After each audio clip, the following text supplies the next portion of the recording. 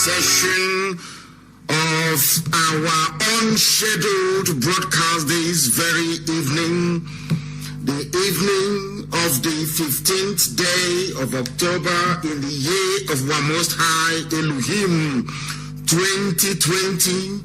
We are coming to you live and direct, as I promised you last night. Due to the frustration and disappointment from enemies of freedom, I promised all of you that I will broadcast in the morning and this evening, and also tomorrow morning as well at 7 a.m. in the morning. Tomorrow I'll be live on air as well. I welcome each and every one of you, and as I welcome you, I encourage you to welcome other people as well, because Facebook does not send out any notifications anymore when I am live on air. They are suppressing the number of followers that we have. They are suppressing the number of people that like our page. So this evening, we came slightly more prepared than last night. Before I go on to pray or even to introduce myself, there is a very important announcement that I must make to ensure that our people are following this very program this evening, because we don't know what our enemies might do. That is the reason why today, unlike yesterday, we came prepared, very much prepared. Once again, we do have a backup, should I say, Facebook Live that we are using at Kosiso Chukwu Chibudo. We are using it this very evening. It is also live. We are live there. If they kick you out on my main page at Mazi Nnamdi Kanu, I am now telling you where to go to. And I want that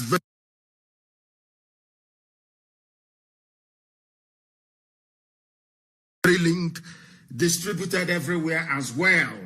Facebook will inevitably suppress us once we get, they have designed and rigged their system in such a way that once we hit 7,500 people, automatically their system will begin to remove people. They will begin to remove people until it comes to 337. Once they get to 337, they shut it down completely. I then have to restart the system. So you must be very resolute and determined this very evening. We are broadcasting live and direct to the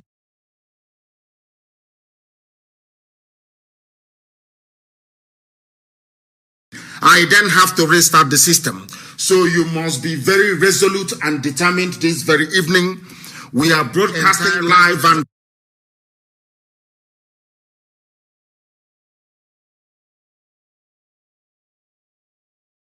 until it comes to 337. Once they get to 337, they shut it down completely. I then have to restart the system. So you must be very resolute and determined this very evening. We are broadcasting live, and please be aware that during this very live presentation this evening of the 15th of October 2020, Facebook is going to suppress our audience numbers. They will remove some of you. So if you are watching on Facebook, I am warning you this night, with the time standing at 3 minutes past 7 p.m. in the evening, Facebook will inevitably remove some of you. If they do, please understand that we have alternative platforms. We are doing the best we can to make it interactive.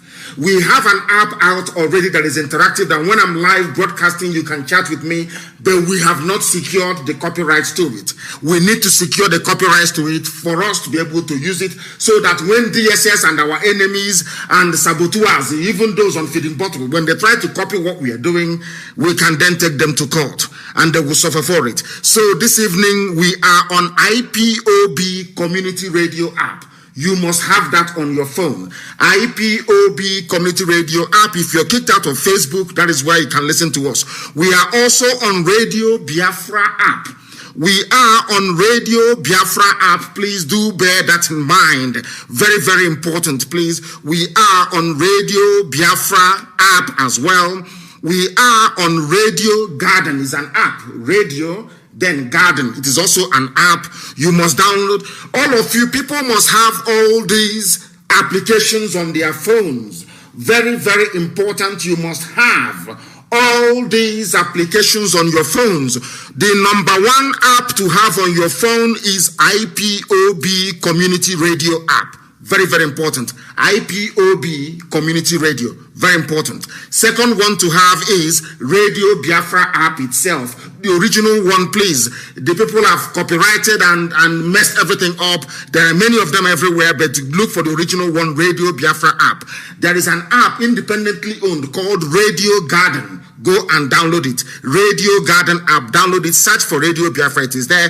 Pin it on your phone. You can listen to us all the time. There is TuneIn Radio as well. All the things I'm reading out to you is pinned on the thread. If you go to my page at Nnamdi Kanu, it is there. You can follow it there. There is another one called Sweet Radio. Sweet Radio app. Download it on your phone. It is independent app owned by white people, but it is working excellently well. There is also one called Simple Radio. Also download Simple Radios. Therefore, I will repeat, IPOB Community Radio, it is an app. Download it. Download Radio Biafra. Download Radio Garden. Download TuneIn Radio. Download Sweet Radio. Download Simple Radio. Those who don't want their wives or their husbands to know that they're listening to Radio Biafra, they listen via these apps.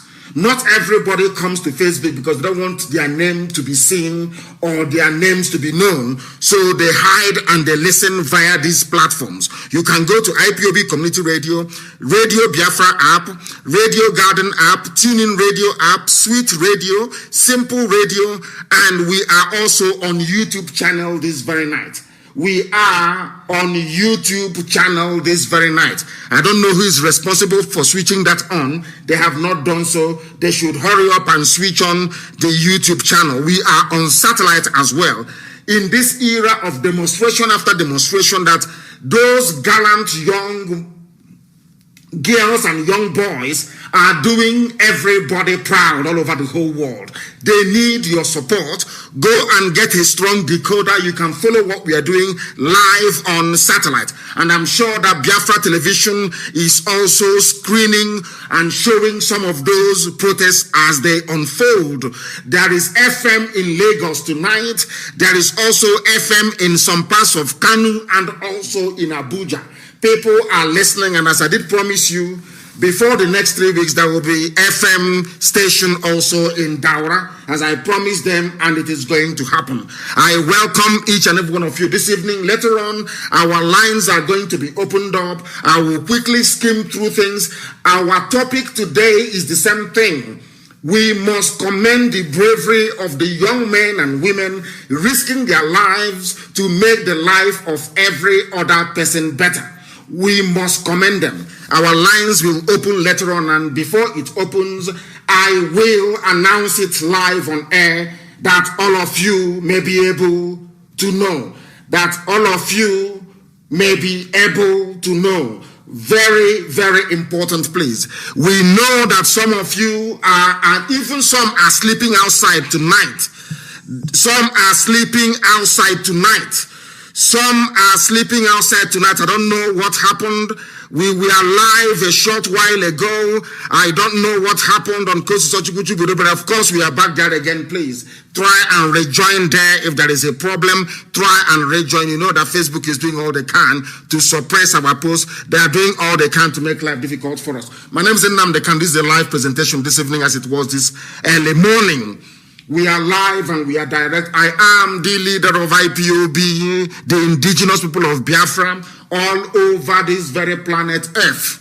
Banon, the director of Radio Biafra, and also Biafra Television.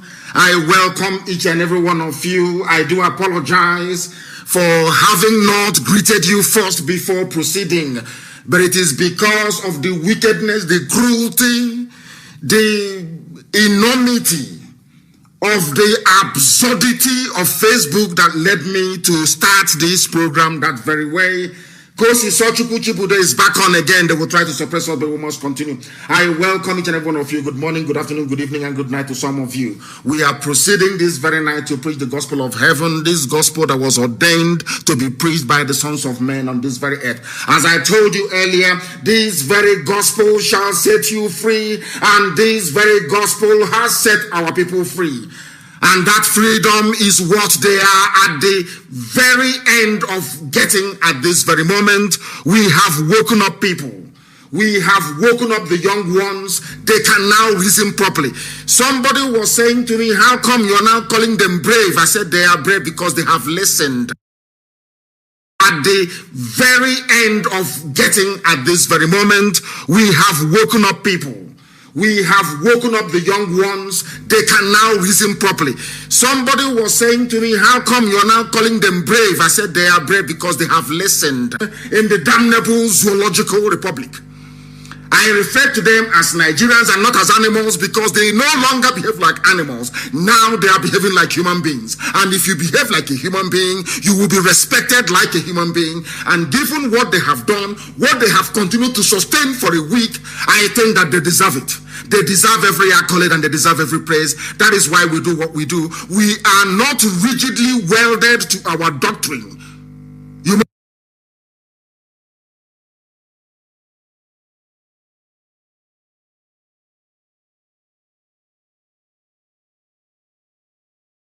You must have the common sense to understand this. They are now behaving like proper, decent human beings, and we must understand this very clearly.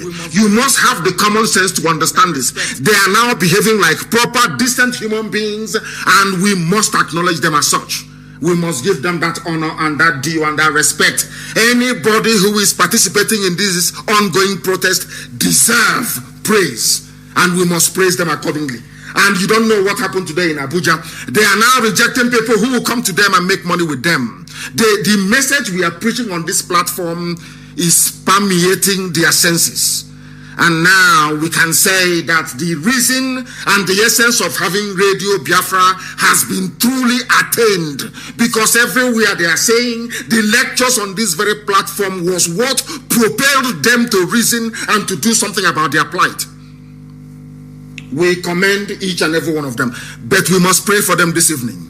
And I'm going to pray in English language so that they can understand.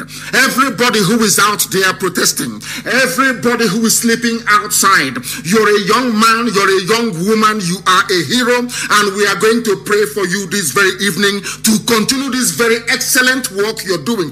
You don't understand the importance of what you're doing until the end of this very race. You people have embarked upon something that no other generation has been able to do before. Therefore, this very class of 2020 will be marked out indelibly forever and ever as the youths that did something that marveled the whole world. That is why you cannot give up. That is why you cannot stop. Now we are going to pray for each and every one of you. All of you, we are going to pray for you this very evening, regardless of where you are.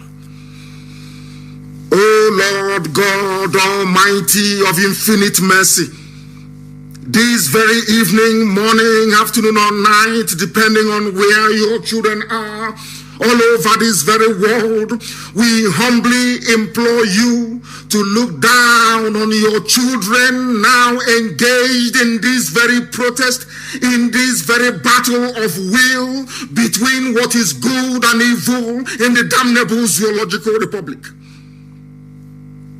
Do not count the sins of all these young people. Do not hold it against them, but grant them, O Heavenly Father, through repentance in the heart, that the loss of the human heart, money, greed, and avarice may be conquered by your spirit of gentleness and righteousness.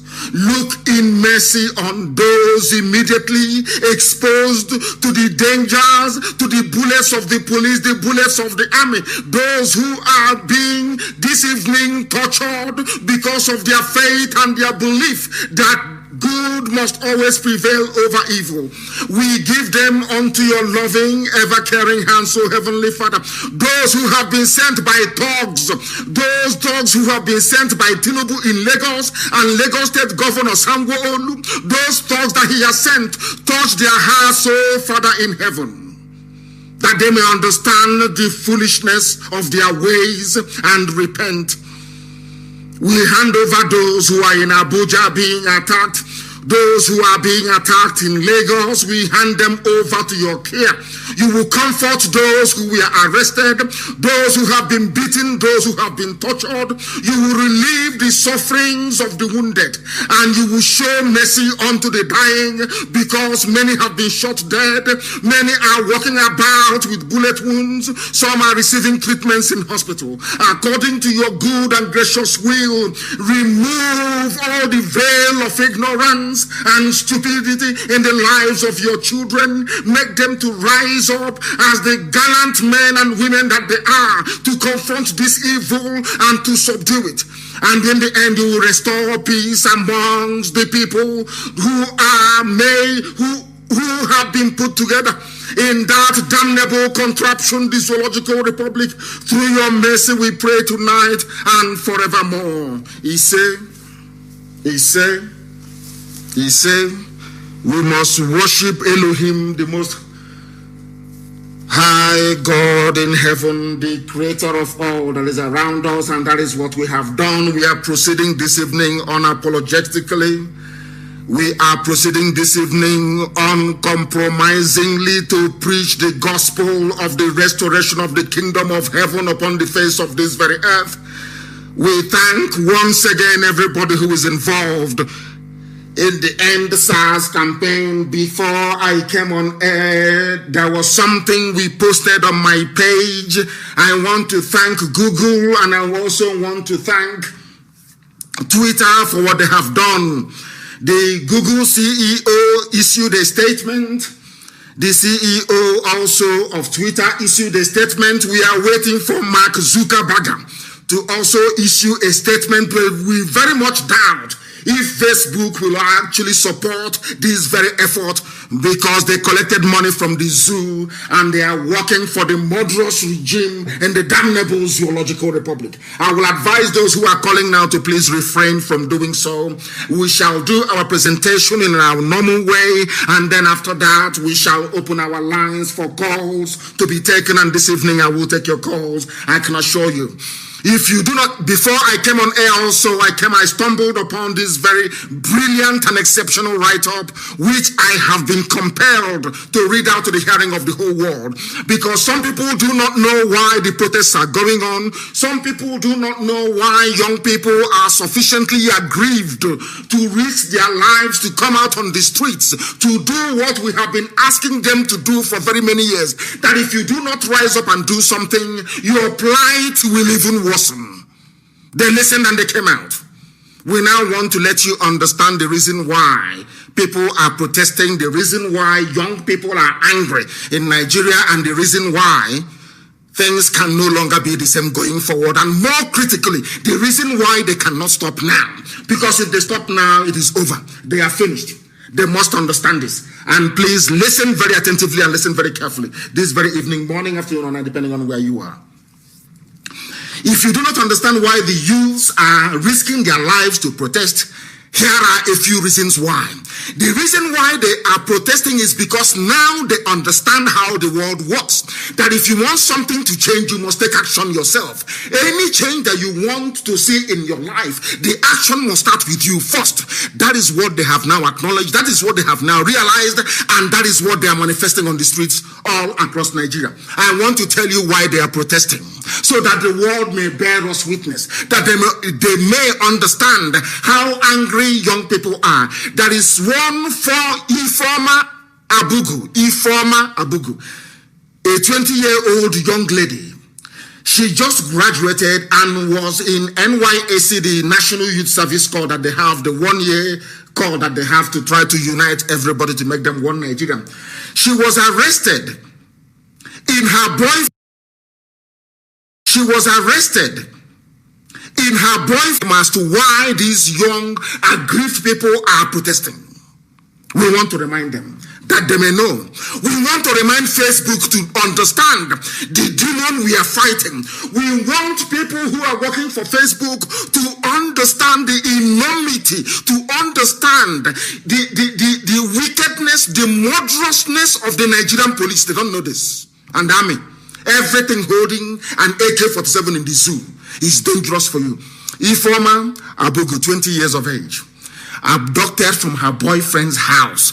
She graduated NYSC student. Sorry, NYSC, whatever they call them, service personnel with NYSC. She was actually serving Nigeria.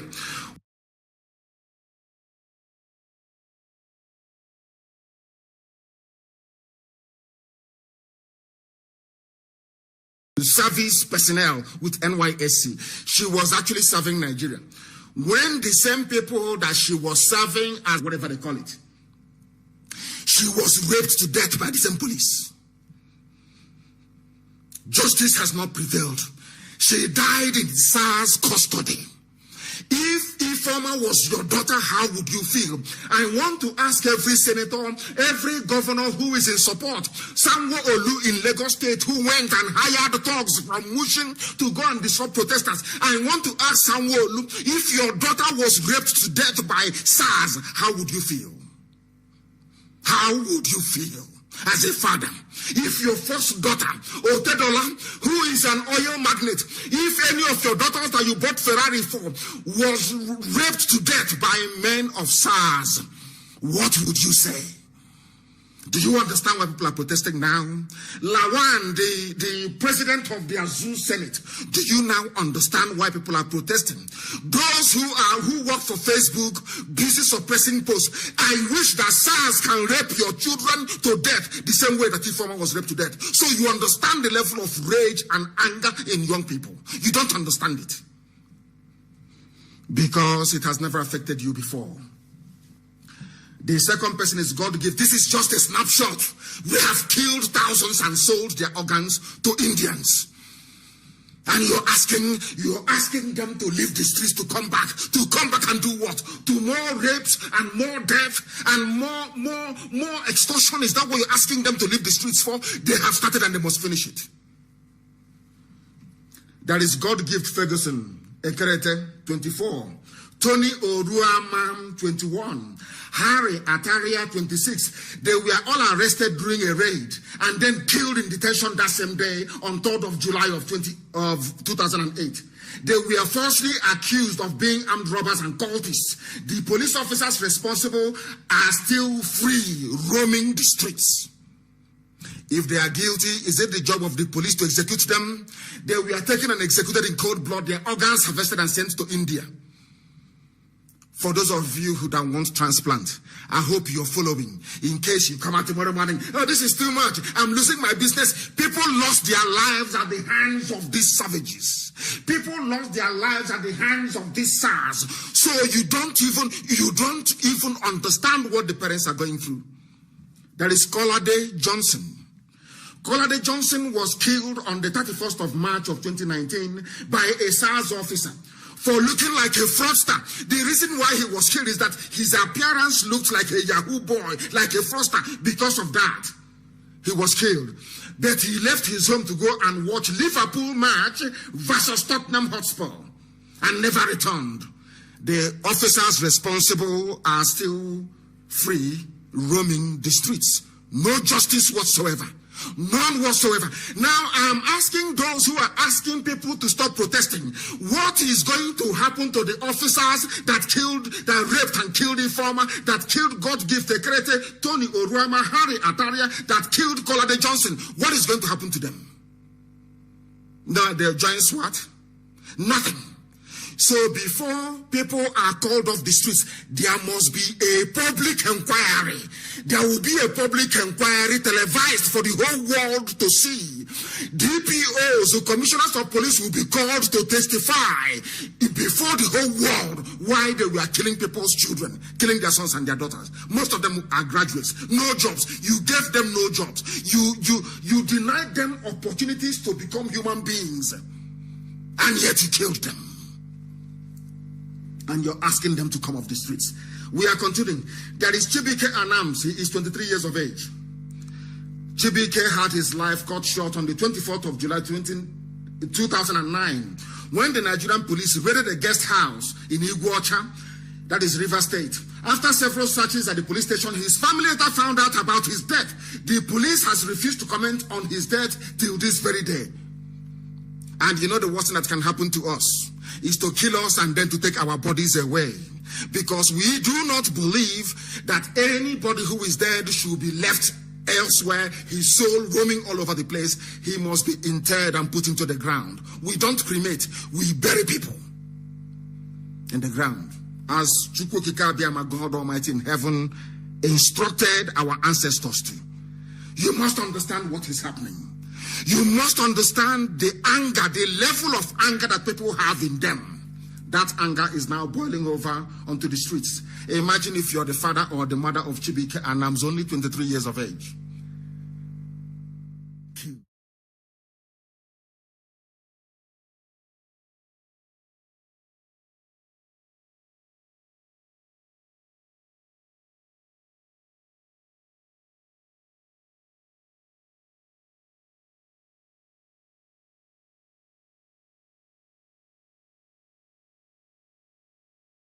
Content after shooting the bus driver, people gathered to ask what was happening.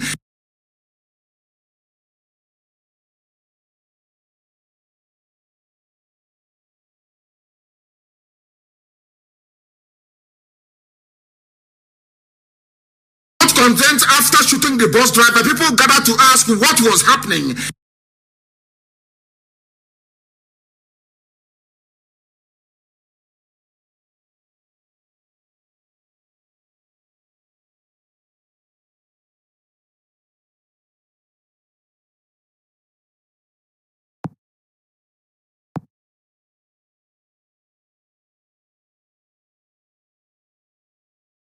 The attack is ongoing, but continue. We have managed, so to speak, to re-establish contact.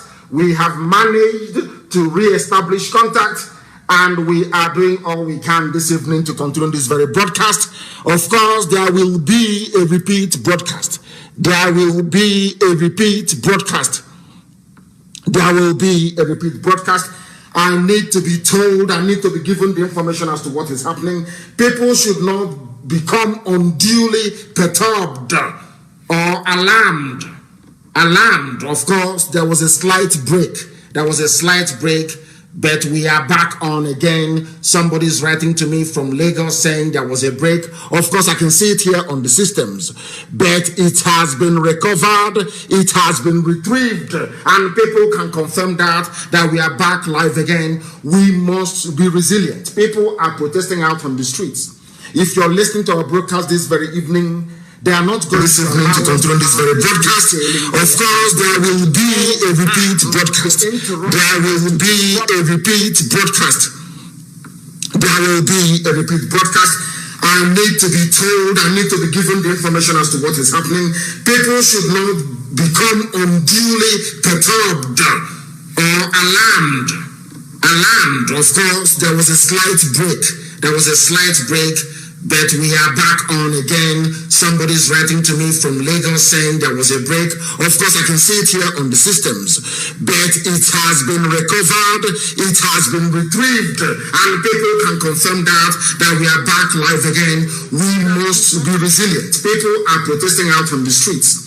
If you're listening to our broadcast this very evening, they are not going to control this very broadcast. Of course, there will be a repeat broadcast. There will be a repeat broadcast.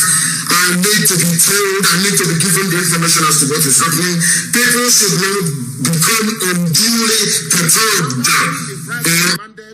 police officers saw that he had more money, and then they attacked him. He was in coma for 6 days before he lost his battle for life.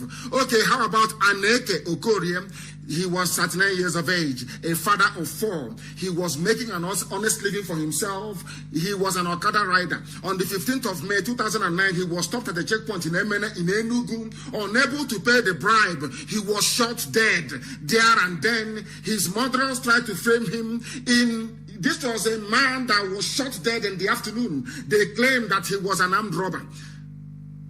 Very, very sad indeed. Nobody has been tried for his murder. How about Tiamiu Kazim, 21-year-old, a promising footballer in Remo Stars? On the 24th of February 2020, he was stopped by SARS officials, and as they forcefully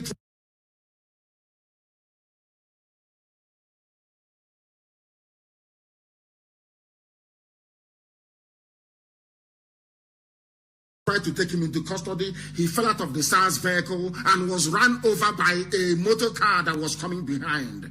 5 more people were killed. That is what they used to do. People are wondering, why are young people pouring out onto the streets? Because before, if you protest in an isolated fashion or manner, they will kill those of you there. So the best thing to do is spontaneous uprising of anger and rage, and that is what the whole world is witnessing right now, and that is why they must remain on the streets. For somebody like Thomas Madu Ni, 20 years of age, they killed him November 2011. He was hit by a stray bullet while taking his bath at home. He was in his home.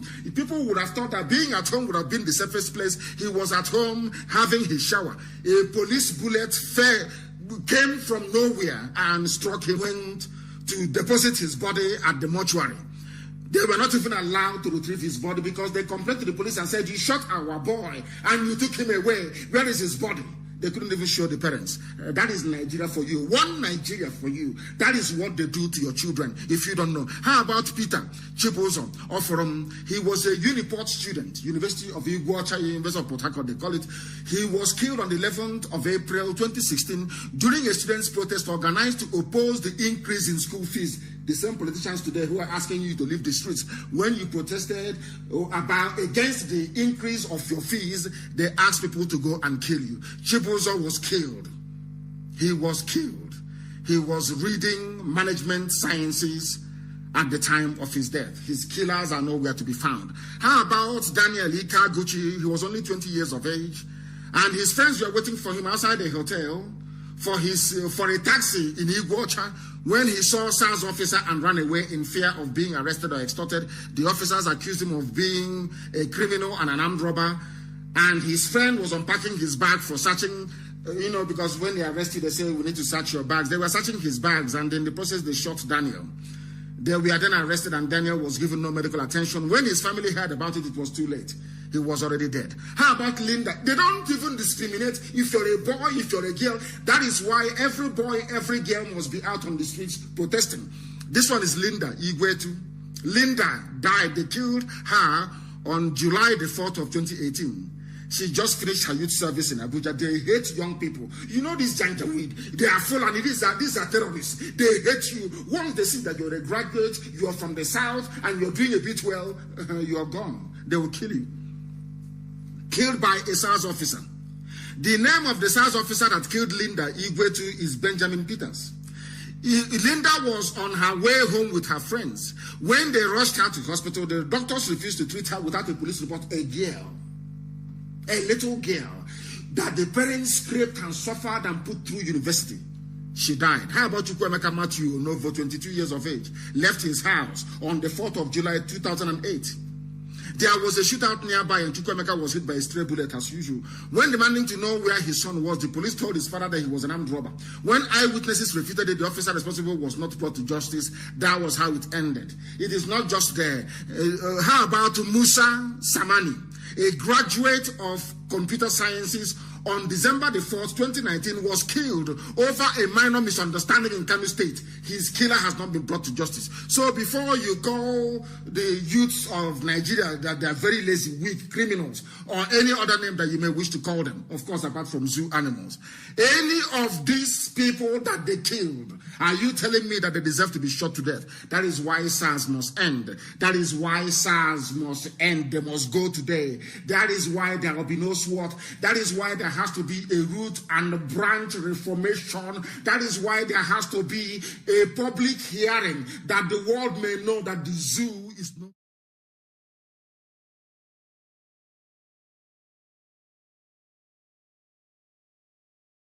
Very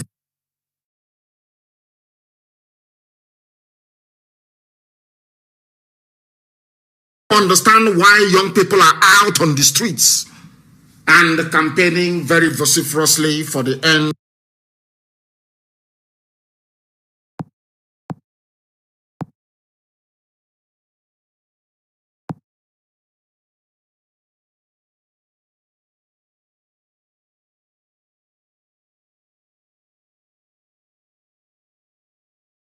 And campaigning very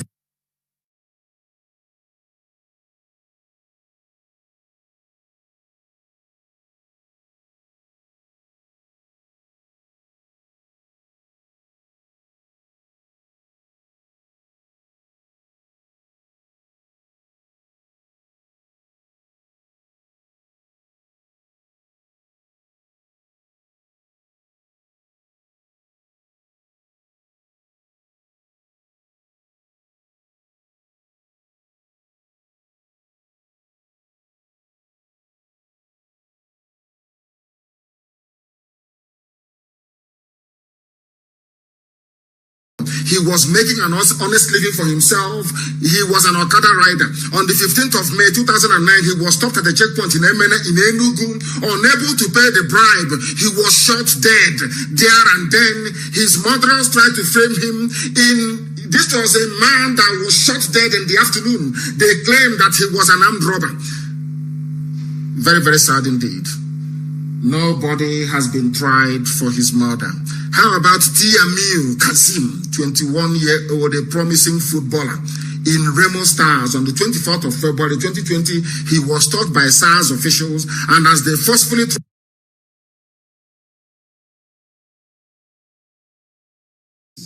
try and bear with us. Try and bear with us. Yes, we are back on again, and we are good to go once again. Are they going to be able to stop us? The answer is no. We are this evening, we are not leaving. We are continuing to preach this very gospel. We are preaching it as I told you before. Now asking people to leave the streets, that they must abandon the streets, that they must abandon this very effort to cleanse a very corrupt system.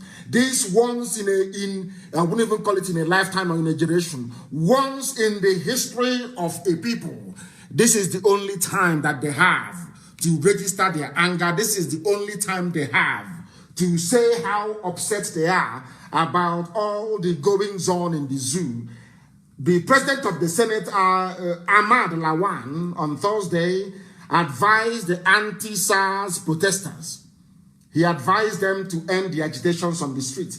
He said it will enable President Major General Muhammadu Buhari, who is in a grave in Saudi Arabia, to work on the implementation of their 5-point agenda. Is that how it works? I want to ask Ahmad Lawan, is that how it works? When people risk their lives, you have killed so many people, they come out on the streets, you begin the implementation of those 5-point plan before they go back. That is how it is done everywhere in the whole world. When people are protesting against injustice and they are out on the streets, you need to pacify them. You need to meet all their demands before they go back home. It happened in Mali. Today they said somebody is briefing us Rock over what is happening in Mali. The Malians came out on the streets of their capital and said enough is enough, until the corrupt regime, the corrupt Janjaweed, the Fulani regime, was overthrown. That is a fact of life. Now, Lawan, who has not lost the son or the daughter to SARS are even the ones protecting him. He's asking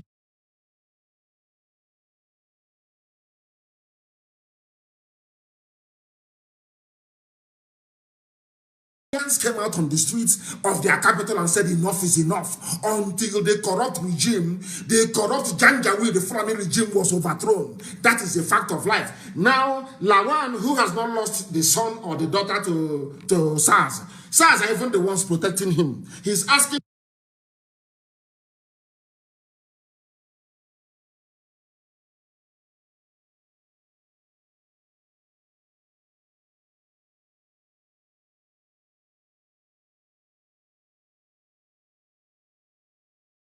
a SARS officer. The name of the SARS officer that killed Linda Igwetu is Benjamin Peters. Linda was on her way home with her friends. When they rushed her to hospital, the doctors refused to treat her without a police report. A girl, a little girl that the parents scraped and suffered and put through university. She died. How about Chukwemeka Matthew Novo, 22 years of age, left his house on the 4th of July 2008. There was a shootout nearby and Chukwemeka was hit by a stray bullet as usual. When demanding to know where his son was, the police told his father that he was an armed robber. When eyewitnesses refuted it, the officer responsible was not brought to justice. That was how it ended. It is not just there. How about Musa Samani? The only radio station.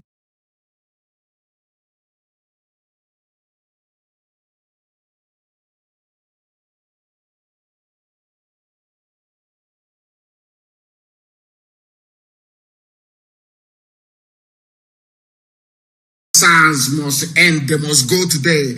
That is why there will be no SWAT. That is why there has to be a root and branch reformation. That is why there has to be a public hearing that the world may know that the zoo is not.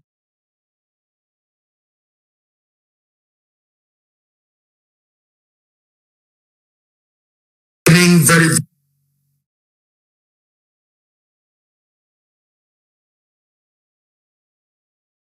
understand why young people are out on the streets and campaigning very vociferously for the end.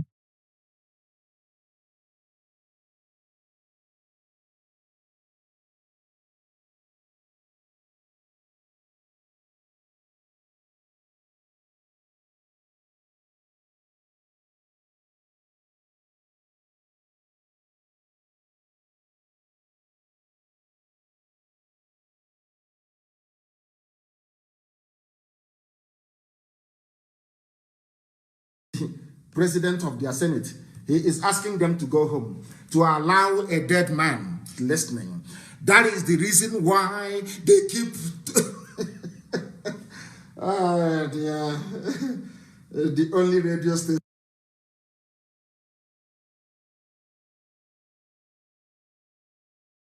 Gospel. We are preaching it as I told you before.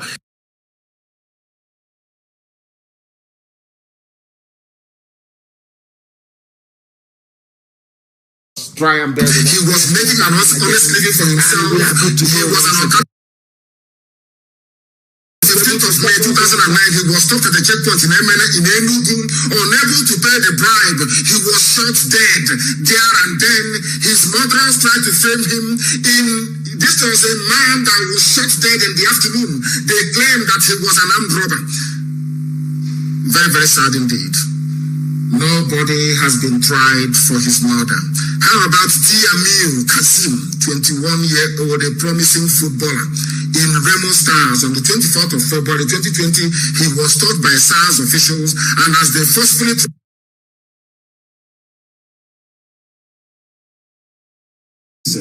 try and bear with us. Try and bear with us. Yes, we are back on again, and we are good to go once again. Are they going to be able to stop us? The answer is no. We are this evening, we are not leaving. We are continuing to preach this very gospel. We are preaching it as I told you before. Now asking people to leave the streets, that they must abandon the streets, that they must abandon this very effort to cleanse a very corrupt system. This once I wouldn't even call it in a lifetime or in a generation, once in the history of a people, this is the only time that they have to register their anger. This is the only time they have to say how upset they are about all the goings on in the zoo. The president of the Senate, Ahmad Lawan, on Thursday, advised the anti-SARS protesters. He advised them to end the agitations on the streets. He said it will enable President Major General Muhammadu Buhari, who is in a grave in Saudi Arabia, to work on the implementation of their five-point agenda. Is that how it works? I want to ask Ahmad Lawan, is that how it works? When people risk their lives, you have killed so many people, they come out on the streets, you begin the implementation of those five-point plan before they go back. That is how it is done everywhere in the whole world. When people are protesting against injustice and they are out on the streets, you need to pacify them. You need to meet all their demands before they go back home. It happened in Mali. Today they said somebody is briefing us over what is happening in Mali. The Malians came out on the streets of their capital and said enough is enough, until the corrupt regime, the corrupt Janjaweed, the Fulani regime was overthrown. That is a fact of life. Now, Lawan, who has not lost the son or the daughter to SARS are even the ones protecting him. He's asking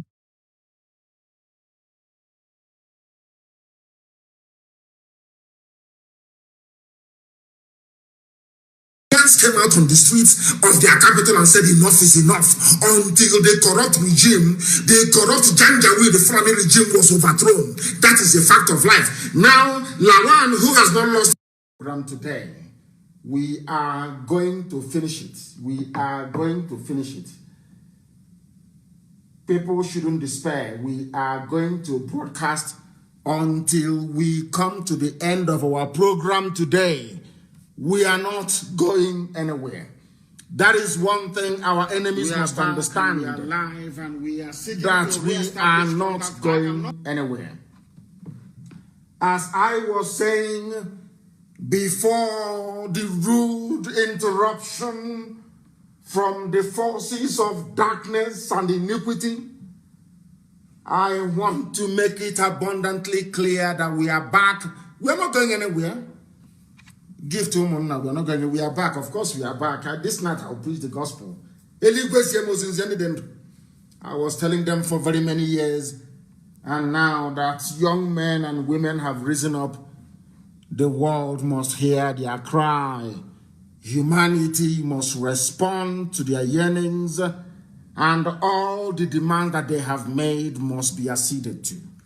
That is where we are, because the president of the Senate of the Zoo, Ahmad Lawan, with all due respect, you know nothing about what people are suffering. You have no clue. You have no idea. Your interest is to sustain one Nigeria so you can be Senate president. You can be voting yourselves large sums of money every blessed year for doing absolutely nothing. These young people do not have any employment. They scrape and their parents suffer. They put them through school. They graduate. But there are no jobs. And to add insult to injury, you send your SARS to kill them. You have not done anything. You're asking them to go back home. Then you look into it. I want people to understand that is not how a revolution works. When people start to agitate en masse for something of this magnitude, you stay where you are until they implement all those things. Until they implement them.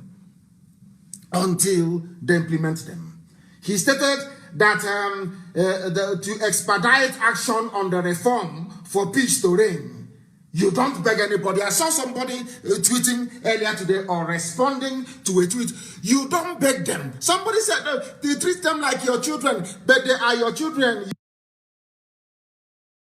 Jobs. And to add insult to injury, you send your SARS to kill them. You have not done anything. You're asking them to go back home. Then you look into it. I want people to understand that is not how a revolution works. When people start to agitate en masse for something of this magnitude, you stay where you are until they implement all those things. Until they implement them. He stated that to expedite action on the reform for peace to reign, you don't beg anybody. I saw somebody tweeting earlier today or responding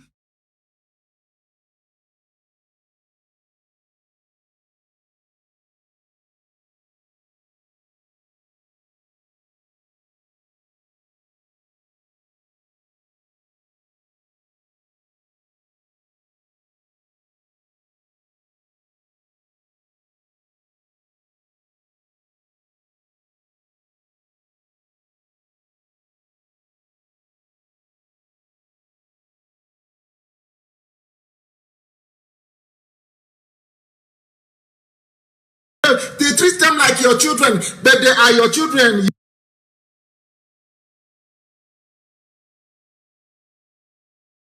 All those things until they implement them.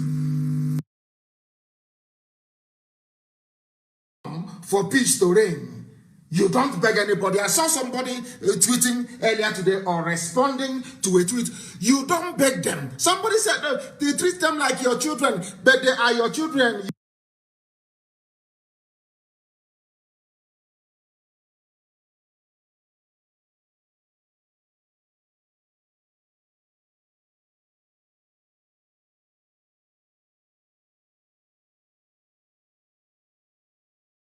They treat them like your children, but they are your children.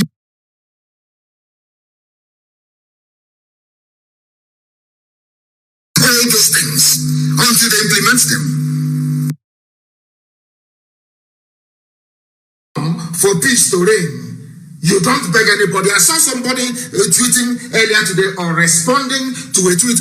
You don't beg them. Somebody said they treat them like your children, but they are your children.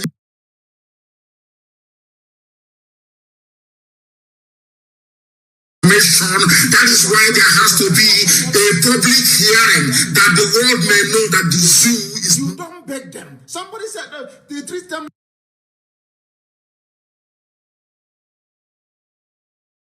Very.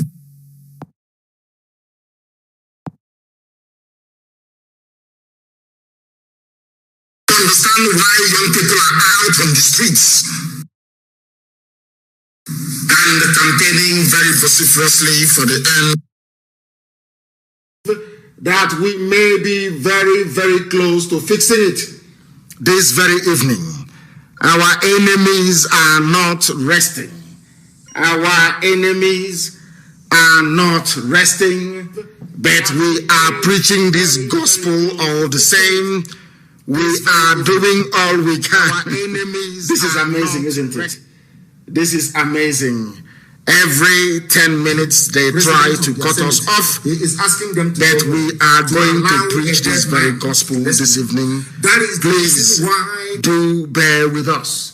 I believe that the systems are okay now. All systems are go. We are live and we are direct. Elohim is in heaven presiding over our proceedings on this very earth. We must preach this very gospel. We are back once again. We are back on all our platforms. We are back and we are preaching the gospel of the Most High. As I was saying earlier, before the crude interruption once again this evening, we want to prove to them that we have a never say die attitude. Our attitude is never say die. This evening I am going to preach this very gospel that I have been mandated to preach, and nothing is going to stop it. Even if it means having no calls this evening, so be it. But I must preach this very gospel. It must be preached, and humanity must hear us. They must hear us. There is nothing they can do about it. Absolutely nothing. We must preach this very gospel, and I will proceed. As I was saying, Ahmad Lawan is the president of the Zoo Senate. They are asking people to leave the streets. How can they leave the streets when there is no resolution of the issue? And I must tell those who are protesting, the brave men and women who are out on the streets risking their lives, those who are in hospitals, remember, if you lose this opportunity, it will never come again. This is your only chance to catalog and to tabulate all your grievances and your demands. If you abandon this very effort, anybody coming out tomorrow, they will say no, that they are not serious, that we can buy them out, we can outstay them, so to speak. They will employ the same tactics of getting their thugs, getting their Senate president, talking rubbish all the time, and you go back home. If you abandon the streets now, you are finished. you are never, ever going to be able to survive again. All our platforms should be working. The person responsible for YouTube should please try and switch it back on again. Try and switch it back on again. We are live and we are continuing this evening. They think they will do this and then we'll abandon what we are doing. They are mad. We are going to preach this very gospel this very evening.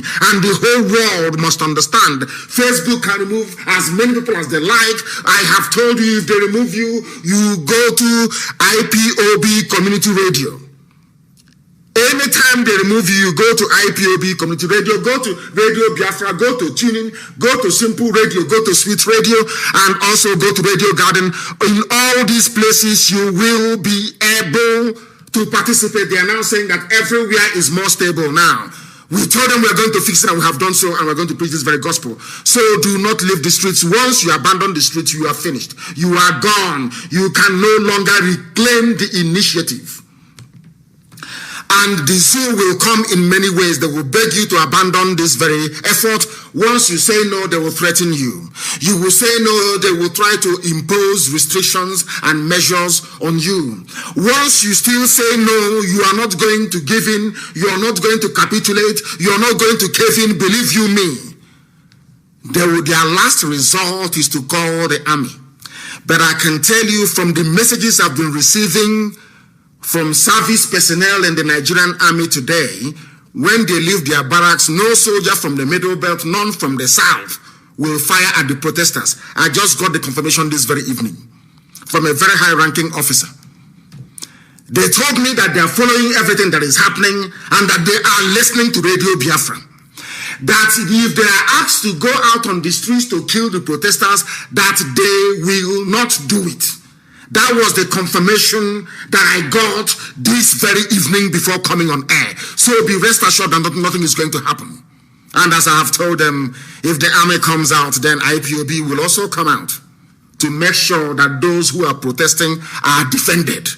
Those who are protesting, they must be defended.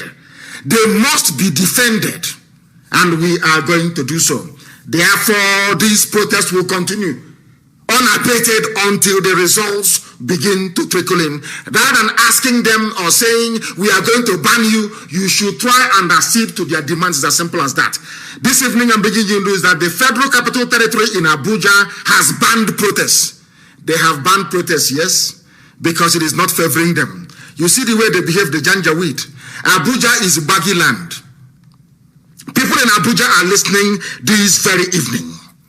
It is a baggy land. It doesn't belong to Fulani. It doesn't belong to the Janjaweed. They must rise up now. I'm not even talking about the end SARS protesters. People must rise up now and tell those in Federal Capital Territory that it is the baggy people, that the baggy nation that owns Abuja and not Fulani Janjaweed. Now is the time to do it. All of you who are in Abuja, who have been claiming marginalization for very many years, go out now on the streets and support those who are fighting for you, those brave men and women who are on the streets fighting. Go and support them. You must go to support them. Very, very important. Very, very critical. Very, very critical. You must do that. The Federal Capital Territory Security Committee has banned SARS. Who are you? You, on one hand, you're claiming that to protest is a constitutionally guaranteed right. On the other hand, you're banning it. For you to ban protest, you must go to court. The court of law must interpret it. You don't have the power to just rise up, because what they are doing has been enshrined in law. It is a law. It is a lawful undertaking. It is a lawful undertaking. If you want to ban it, that is the thing about foreign, they don't understand the law. They have no idea what the law or the purpose a law is supposed to serve. You just rise up in the morning. We have resolved after meeting that we are going to ban it. They want to intimidate you. This is the second phase of their attack. They will attack you 4 times. If you remain strong after the 4th attack, you have won. They will call your mother, they will call your father, they will call everybody, they will bring them back home. They will go and pay people like Issa Sage, that idiot, that APC idiot. You will see them on, they will even buy over some news editors, some journalists. That is how black people behave. They will buy them over and say to them, why don't you try and come back home and let's reason together. The same old garbage. That is why you are unemployed. That is why your parents suffered and sent you to school. You graduated and there is no job. Let us reason together and nothing is coming out of it. Now is the time to bring about that change you have been yearning for as a child. Every day you complain, Nigeria is bad, Nigeria is bad. Now is the time to go on the streets. If you cannot go out, bring out food, bring out puff-puff, bring out bread. Support people who are protesting. Support those young people. They are the key to your future. These are the things they must understand. People, we are getting a report that protesters are being taken in places like Obomo Show, and they were packed into a police van and taken to an unknown destination. And people must stop the arrest of their fellow protesters. That is how it is done. You don't allow them to arrest anybody. Don't allow them to. Because if you do, you're finished. What they will keep doing is keep trying your resolve. Every blessed day, they will keep trying your resolve. But you must say no. You must say no. They want to head you the same way they head cattle. You know when a bookie comes and is hitting the cattle, she's hitting the cattle with stick. Cattle will go here, cattle will go. They think you're a cattle. They think they can head you towards any direction of their choice. The people in Abuja saying that they are banning it, people should go and blockade their offices. Blockade their office, they cannot get in. That is how you conduct yourself in a revolution. That is how it is going to be done. If you leave it and go away, in the next 5,000 years, nothing will happen in the zoo. The Fulani would have won. They will introduce their Ruga. They will introduce their highway for cattle. Every nonsense, they will pass it and you cannot do anything about it. Now is the time to stand very strong and very firm to say enough is enough. We have had enough. Now is the time to do it. Now is the time to do it. If you do it now, believe you me, it is all over. It is all over. Everything you want in your life will come to fruition. This evening we are live and we are direct and we are preaching this very gospel that we have been mandated by heaven to preach. They are ending, they want the SARS campaign to end, but they are opening NYAC camps. After going to your NYAC, you come out and they will kill you. They are opening NYAC camps. That is what they are doing. But you claim that because of COVID-19 that people should not come out to protest. Who told you that? George Lloyd was killed at the height of COVID-19. People came out to protest. Americans are still there. The USA is still there till tomorrow morning. It hasn't collapsed. It hasn't fallen.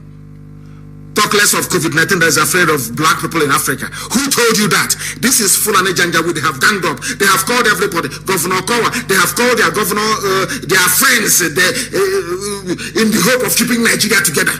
Sanwo-Olu in Lagos State. They unleashed their talks, did not work. Now let us ban them in Abuja and see if it is going to work. These are the same politicians that some of you idiotically will be following left, right, and center and campaigning for. These are the people you campaigned for. You put them in power.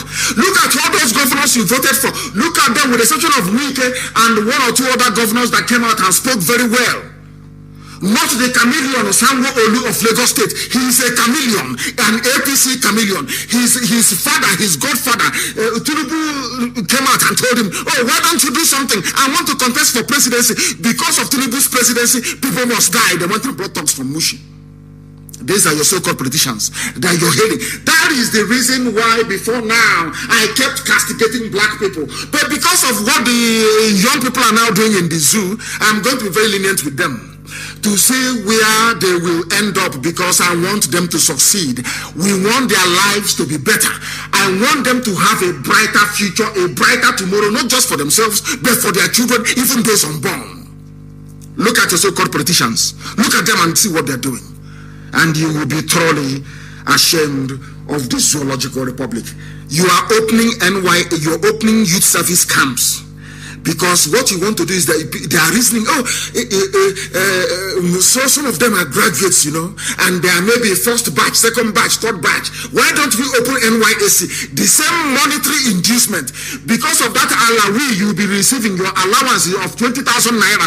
They want you to think about, you see how wicked they are. They want you to think about only 20,000 naira, and because of that, abandon your civic God-given responsibility to save yourself from doom. The same money. They will come with money. They will come with soft threat. They will come with intimidation. They will unleash police. Finally, the army will come. Once the army comes and we stand and we defeat them, it is over. Final, chicken, now, infinito, it is gone.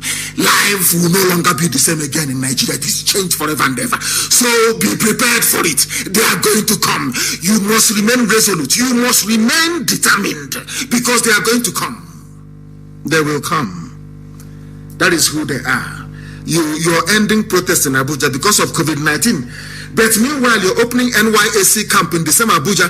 So those who are protesting can now go to NYSC and say they're serving their land, their motherland, their fatherland. They salute the green, white, green flag. The same green, white, green flag that killed their brother, their cousin, their friend, their nephew. You want them to go and serve under the same flag. Fulani, they think they're smart. But we are smarter than they are. If COVID-19 is a problem, then do not open orientation camps. They are now saying orientation camps to reopen on November 10, federal government. What, are you in a dictatorship? What sort of nonsense is this? Every blessed day they wake up and make an announcement. There is no due process, there is no legal precedent, nothing. Because you are under the spell of Janjaweedism.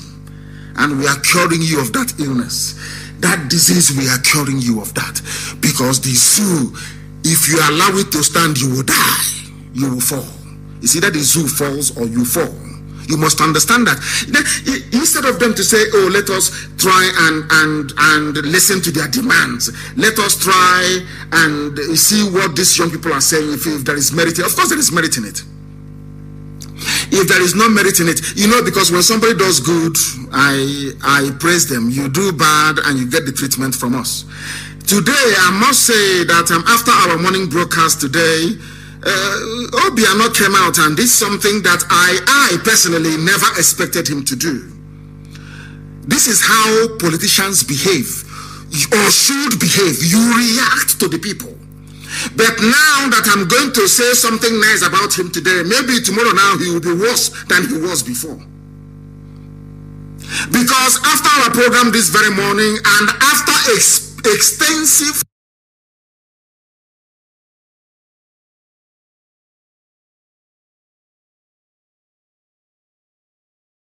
or should behave, you react to the people. But now that I'm going to say something nice about him today, maybe tomorrow now he will be worse than he was before. Because after our program this very morning, and after extensive commentary and trailing, is how politicians behave.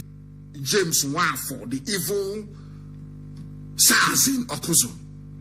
Obiano today sacked James Wafo as his personal security, his senior special aide on security. And he said he's going to grant the demands of the Anambra youths that stormed government house. I hope the demand doesn't mean calling one or two people by the side and giving them money. That is what they always do. The nationwide protest against police brutality today claimed its major victim when the governor of Anambra State, Chief Willie Obiano, sacked former commanding officer of the disbanded Special Anti-Robbery Squad, SARS in Okozo, CSP James Wafo. He's now retired. Who has been repeatedly mentioned in the media for his high-handedness against suspects in custody and unspeakable violations of human rights. Obiano went further to say that this same Wafo is going to face the law. I never believed in my life that will come on air to say that Obiano has done something nice. But that's what I'm doing tonight. That this is how people who have been elected into offices should be behaving. Not in a patronizing way, but to look at the cold, hard facts and take decisions. The evidence against James Wafo is overwhelming. He also announced the setting up a special panel headed by the State Attorney General and Commissioner for Justice to document all human rights violations and abuses by SARS with a view to getting justice for the victims and bringing closure to old injuries. This is how a politician is supposed to talk in any civilized society. I can't believe I'm saying this over Obiano, but we'll leave him to continue, because SARS was responsible for Mpo massacre as well. So we are waiting. It's not just to make this promise. We want this very panel to be set up within 14 days. Within 14 days. He has an opportunity now to remedy all the wrongs that he has done. He must set up this very panel of inquiry within 14 days. We asked Ugwani in Enugu to set up an inquiry. That hasn't happened till this very day. He must set up one immediately. You're talking about SARS, the same SARS that went to MNA and shot people dead. There has to be an inquiry in Enugu. So those in Enugu must continue protesting. You must continue to come out to protest until a panel of inquiry is set up, the same way that Anambra is trying to do. And all those who are in Lagos, in Abuja, all the major cities who are protesting, you must continue. There must be a commission of inquiry set up in Abuja. All the major TV networks will be there to broadcast this live so that the world can see what people have been suffering and saying for very many decades. There must be an open trial of everybody involved in extrajudicial killings and in high-handed abuse of power and, of course, trampling on your human rights. That is the only way to cure the problem.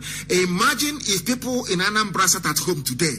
Do you think Obiano would have said this? No. People went out en masse and besieged government house. He came out and he spoke the same way that Wike spoke the other day. Although that there are still some IPOB family members illegally detained in Iguacha, in River State. And I'm asking the River State, what they call the Prosecutor General in River State, to do the needful and follow an example. SARS or Koso has been closed. We need an audit. How many people did you kill inside the SARS or Koso? How many people died there? Who appointed James Nwafo? Who oversaw James Nwafo? Who was in power in Anambra State when James Nwafo was slaughtering innocent people? Are they the same people that are now asking us to vote for them to become president? When they were there, Nwafo was slaughtering innocent people and they did nothing. So this is a step in the right direction. If you do good, of course, we are going to praise you. If you do bad, of course, we shred you. That is the way we are. Obiano has done very well. But he should move ahead and establish this judicial panel within 14 days to look into the activities of SARS. Of course, his statement was well measured, but we are going to hold him to it.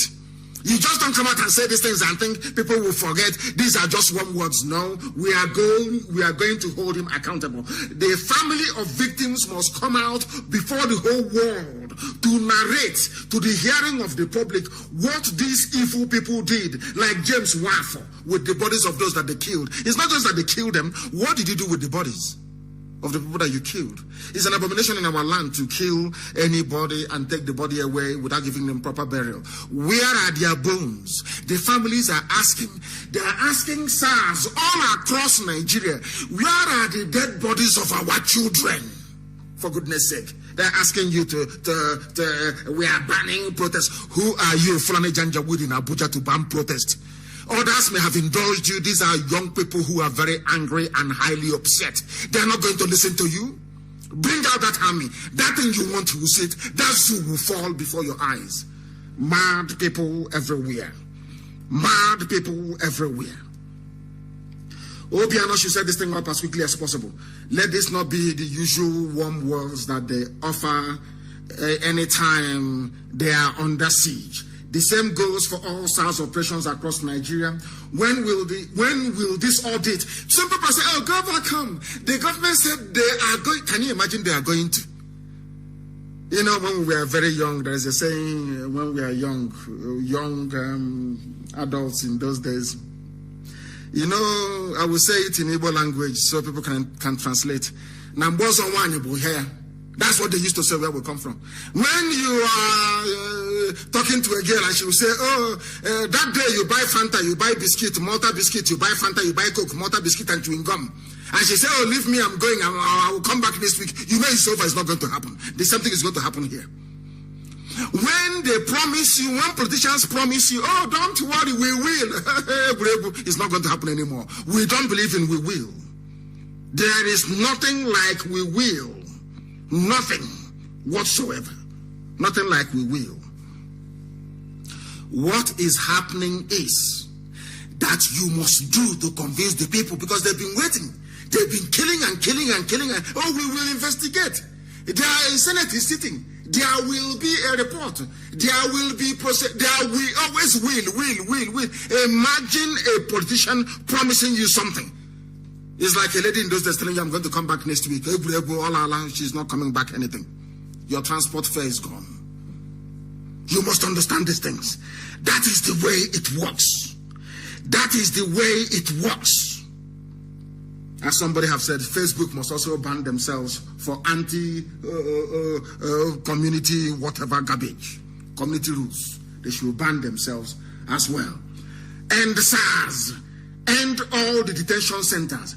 You are asking people to leave the streets. Have you audited all the detention centers to make sure there are no SARS facilities available? The answer is no. When will the auditing of SARS detention facilities take place?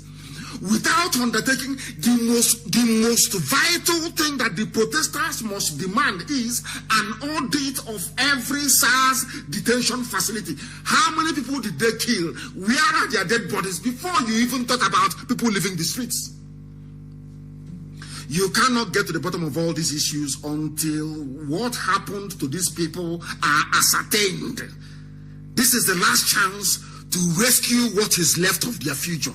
This is the very last chance to rescue what is left of the future of our children. And you're asking them to go in.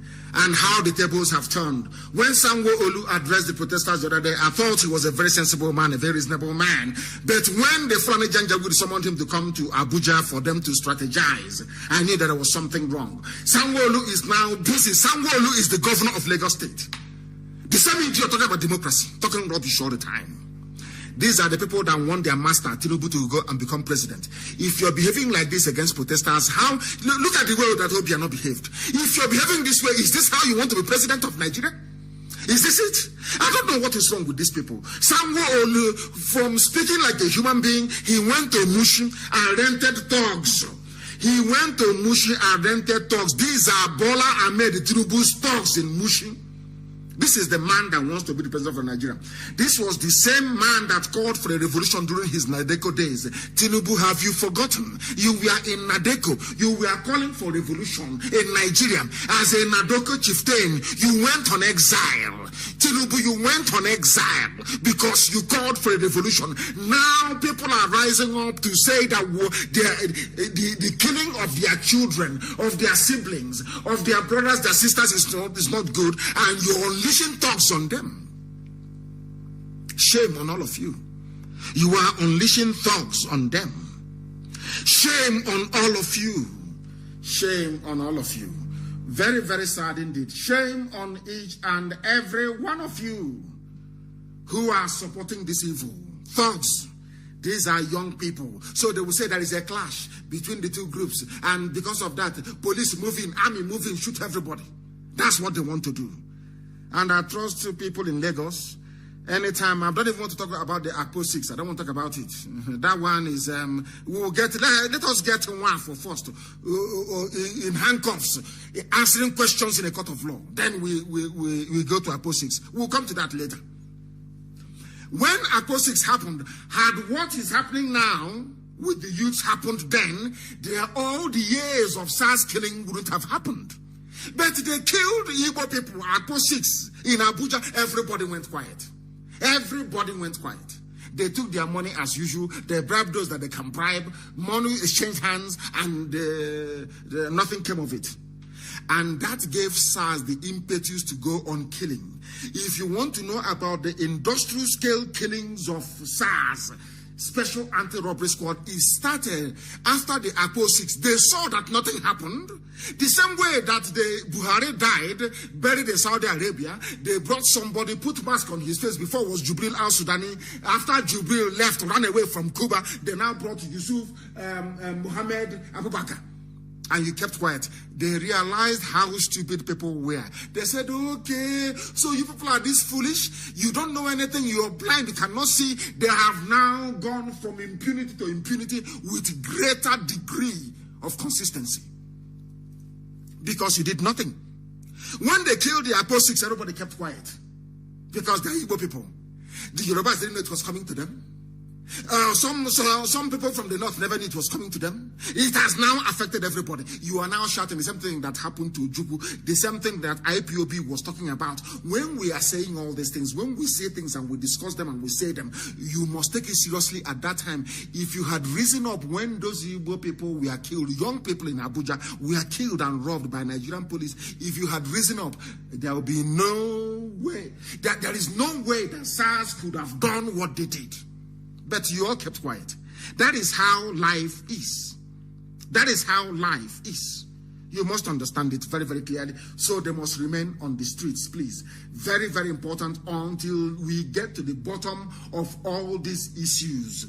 Because not only that, people are saying, even as the protest is going on, SARS is still killing people. And you want them to stop. I can't understand. I can't understand the mentality of some black people. I don't understand it. You must, people are now telling them, you must expose all those policemen who are killing protesters. Who are killing protesters, you must expose them. According to the governors of the 36 states of the Federation, they have warned the Inspector General of Police, Mohammed Adamu, against shielding erring policemen who killed protesters across the country from persecution. But as this news was breaking, they were also telling you that northern governors are against the closure or the disbandment of SARS. That is how they are, the zoo, confused. Anybody can be bought over at any time. That is why, there was a news I read here, very, very funny, very, very interesting. They said somebody went to, a known person went to Abuja to address the protesters, and the protesters drove him away. The protesters, they drove him away. They now understand that people want to hijack what is happening. They want to make name with it, to say they are part of it. They go and cut a deal and plan to run as a president or God knows what the next minute. No, people are now sensible. Do you see the work that Radio Biafra has accomplished? Oh, what have you achieved? What have you done? Have you now seen it? People are now saying no. People's eyes are now open. People are now listening with their brains. Can't you say the work we have done? Or should I say the work that Elohim Chukwukikabiama has done through IPOB? Can you see that people are now listening like IPOB? They may not be IPOB, but they're now listening the same way that we do. That was why I call them brave and gallant. They are now reasonable. They are no longer animals. They have now graduated into being human beings. But we are praying that they don't get dragged back into the animal kingdom. That they will remain with the living. That they will remain with reasonable human beings.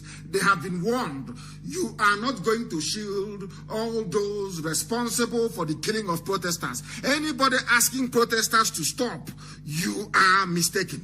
You are mistaken. It cannot stop until you meet their demands. Because in the past, after Apo 6, there will be an inquiry. Something will be done. Today, no officer is in prison. All the officers that killed all those young people, they are free, moving about. Every time there is killing, don't worry. There will, always will, W-I-L-L. There will be inquiry. There will be this. There will be that. Nothing happens. Now you're asking them to go home. There will be, another there will be. They are saying no. They will remain on the streets. Go and do that thing first. Money for hand, back for ground. Go and do that thing first. Before they leave the streets. That is the way it is done. And that is the way it is going to be done in this very case. We are live and we are direct. In case you're joining us for the very first time, somebody says, Obiano remains the best governor. You're a complete idiot. You're a complete fool. That is the thing about black people. You lack spirit of distillation to distill. We said this is the only time he has behaved like a governor. Now he's the best governor. Idiots everywhere. Fools everywhere. That was why Nwafo was there for very many years, killing you. Because you don't know that you must hold politicians to account. It doesn't mean you hate them. You must hold them to account. You buffoon. You buffoon. Because of what I have said, all of a sudden he's the best governor. I told him, you shouldn't be listening to this very broadcast. Some idiots should not be listening to this very broadcast, I'm telling you. Some of you are dumb.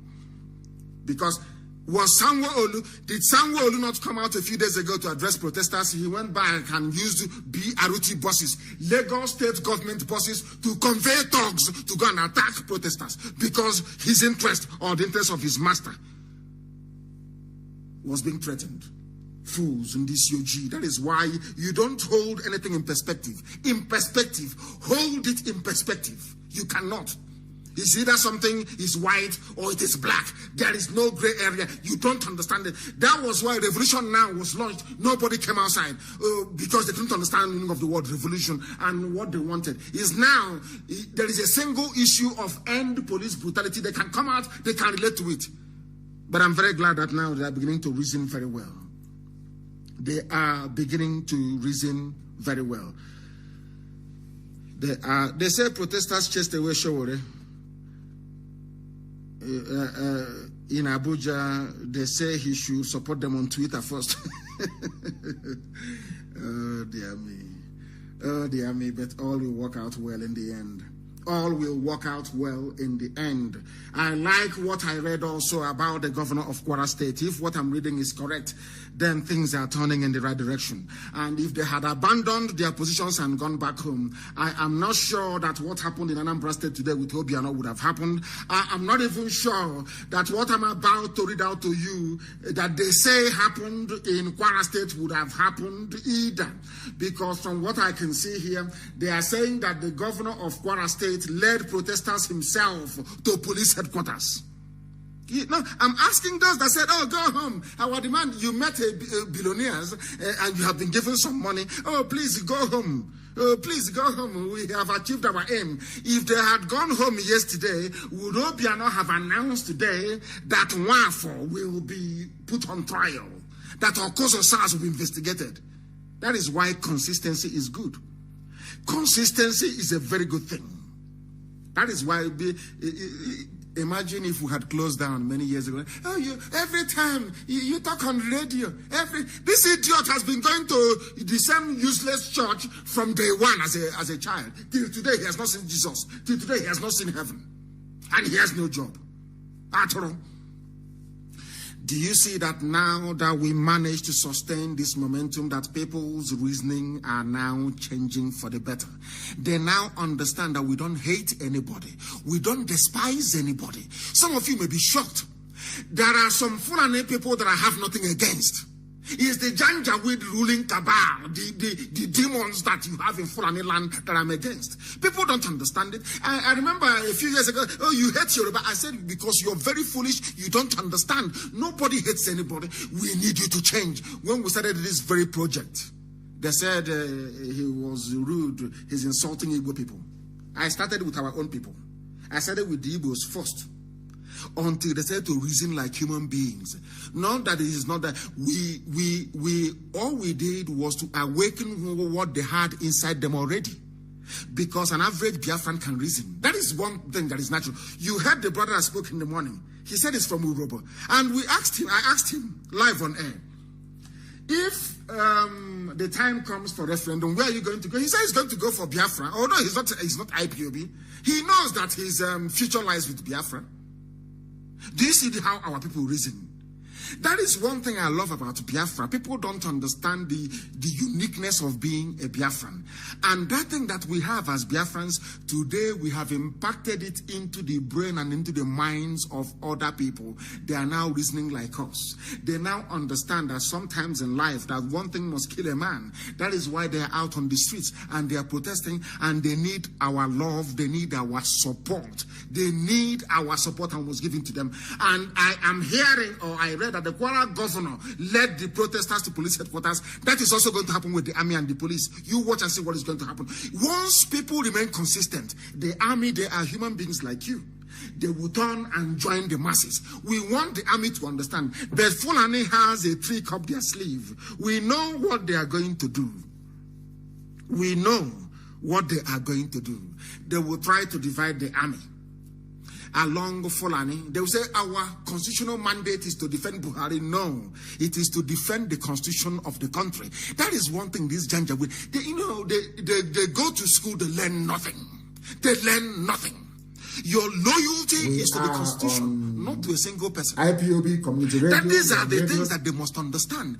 I want to let every army officer, every police officer, every recruit to understand this. You swore to uphold the constitution of Nigeria, albeit a very badly written document. That was what you swore to uphold, not to uphold the regime of a dead Buhari. No. Because Buhari will go. All those ruling in his name will disappear. As I said, once you can see what the youths are doing, once Yusuf Muhammad Abubakar goes outside, we'll risk our lives. Somebody is going to die, but we'll get to his mask and we'll pull it off his face. And that day you will see what happened to Nigeria all over the world. Then you will understand. Then you will understand. We are live and we are direct this very evening. I commend the Kwara State Governor as well. I commend the Kwara State Governor, Abdul Rahman, Abdul Razak. I commend him as well for leading the protesters to police headquarters. That is how that is the meaning of democracy. That is how we're supposed to work. You must always hold your elected leaders to account, always. You don't fall in love with them. You don't. You hold them to account for them to do the right thing. That was why you voted for them. Not to love them or to be talking nonsense, to be talking absolute garbage. Everywhere that you go to, you must be very, very consistent, please. Very, very consistent. Absolutely consistent. By their fruits you shall know them. By their fruits you shall know them. Because the former U.S. ambassador to the zoo, Ambassador Campbell, he wrote an epistle. He wrote an epistle, and I love it. He's a very principled, upright man. He is a very strong man, but why he loves the zoo so much, I have no idea. I have no idea. I have no idea. But I'm going to tell you what he wrote. The former U.S. ambassador to Nigeria wrote an opinion article posted on the Council on Foreign Relations blog. What did he say? He said that the End SARS protest is exceptional because it is bridging the usual ethnic and religious boundaries in the zoo, Nigeria. It is bridging it. Because SARS killed almost everybody from everywhere. They didn't discriminate. Once they see you with iPhone, you're gone. Once your iPhone is flashing in their brain, iPhone, they don't even ask you where you come from. They kill you off immediately. And are you telling me that because somebody is from Kwara State, they are from Niger State, they are from Nasarawa, and they are coming out on the streets and they're doing the right thing, I shouldn't praise them? Because they're not Biafrans? That is how idiotic black people reason. I don't reason that way. Once you do the right thing, I will praise you. Is Donald Trump from Ishama Farugu? Is Donald Trump a black man? Is he from Africa? But I support him because he's doing the right thing. It doesn't matter, he's doing the right thing. People are queuing to go to US to get US green card to live there. Is your father or your mother or your village headmaster, are they in White House? Do you know who they are? You go to America because of how the society is structured and the policies that governs the conduct of governance and the people. That is why you go to America. Not because somebody's from Izombe. I'm going to go to California because California governor is from my village, from Izombe. This primitive zoo politics that you play. If Abdul Razak behaves very well from Kwara State, I will praise him as the governor of Kwara State because he's doing the right thing. Do the right thing and we praise you. Do the terrible thing and we shred you. It's as simple as that. That is how honest and sincere that we are. And I also commend Ambassador Campbell for having written this very brilliant piece because everybody is suffering. And now is the time for people for people to do the right thing, and they are doing it now. They are doing it now. And Ambassador Campbell actually acknowledged that, which is a very good thing to do. You must acknowledge that things are happening. And they say that the military high command has warned the zoological republic, because I want to let you know this evening, I told you that I got a message this evening from a high-ranking army officer. I won't tell you where he comes from. And he said to me, you know, I don't lie. I have no time for that. He said to me that protesters will not be shot. So I was flabbergasted when I went and I read online that the military high command, not Buratai's Fulani army. Listen carefully. That is why everybody must support this ongoing protest. I'm telling you, it's achieving a lot of things.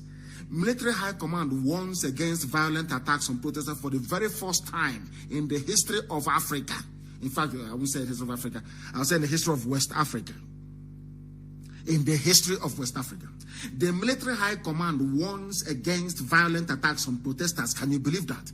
After Buratai must have said, we are coming to defend Buhari's government. They said Buratai said, nobody saw him. Makandi blame. They will say, Buratai, you can never see him because he's gone never to return. The armed forces of Nigeria have assured NSTAS protesters of their safety. This is the beginning. So the army is actually divided for the very first time in the history of the zoo. You know, sometimes when people see the news, they don't read between the lines. Here we read between the lines. After Buratai must have come out to say, we are here to defend the Muhammadu Buhari administration regime. We are here to defend him, law and order. But you have not gone to Sambisa forest to fight. The armed forces issued their statement. The Joint Command of the Armed Forces of Nigeria, they issued their statement assuring protesters of their safety. But you will see that the only people going to shoot at protesters, if you catch that policeman or that army man, you will see that that very person is Fulani. They are Fulani. The Military High Command warned against, there is no violent protest. Protest is protest. IPOB used to protest. There was no violence. Nobody will even say that his mobile phone was missing or his wallet or her wallet got lost in the process. They are all peaceful. People should stop lying. The politicians are the ones that will send their thugs to go and join the protesters and be causing havoc. It is the same politicians. A statement from the military authorities assured that the military is committed to the safety and stability of the country. The armed forces have expressed dismay over some violent-related protests across the country. Over some. They know it is the politicians who are sponsoring those people to go and cause mayhem. And I am advising the protesters to remain peaceful. You can block entrance to somewhere, you can make your point, but you must remain peaceful. You must remain peaceful. You must remain peaceful. Peaceful means you don't steal. Peaceful means you don't harass or disturb people. You allow people to get on with their lives, but you can block bridges, you can block roads because you are upset, and everybody can identify with that. Very, very important place. So the army, the high command of the army, is guaranteeing the safety of the protesters as long as they continue to protest peacefully. So what the army needs to understand tonight, after listening to this very broadcast, is that those causing trouble, those fomenting trouble are politicians. The same politicians, yes, it's them. Like Sanwo-Olu in Lagos State, going to hire thugs from Mushi to go and attack protesters. The same people. And I have actually messaged the U.S. ambassador to note Sanwo-Olu and consider him for visa ban. Sanwo-Olu must be banned. He must be banned from visiting US and the EU. The governor of Lagos State is a two-faced bastard. He's a snake. 1 minute you're coming out and saying you're with the NSAS protesters. The next minute you're holding meetings with a few criminals, claiming that they're leaders of the group. You're giving them money to disband and to stop the protest. Third minute, you are going to Mushi and renting thugs belonging to your master Tinubu to go and disrupt protesters. And you claim you're a Democrat. You claim you are a Democrat. The governor of Enugu State must come out and issue a statement. The end SARS protest in Enugu must continue until Ugwuani comes out to address the protesters. He must address them. The same thing must happen also in Ebonyi. The same thing must happen in Umuahia. It must happen. The governors of these states must come out to tell the people that there is no more SARS in my state. Or else they are part of the problem. Or else they are part and parcel of the problem. They are part of it. So when they do good, we commend them. I also commend those of them in the military high command in the zoo that came out and said they will not attack the protesters. Every formation under your unit, you must give them orders not to shoot. People must go back to the history of modern Russia.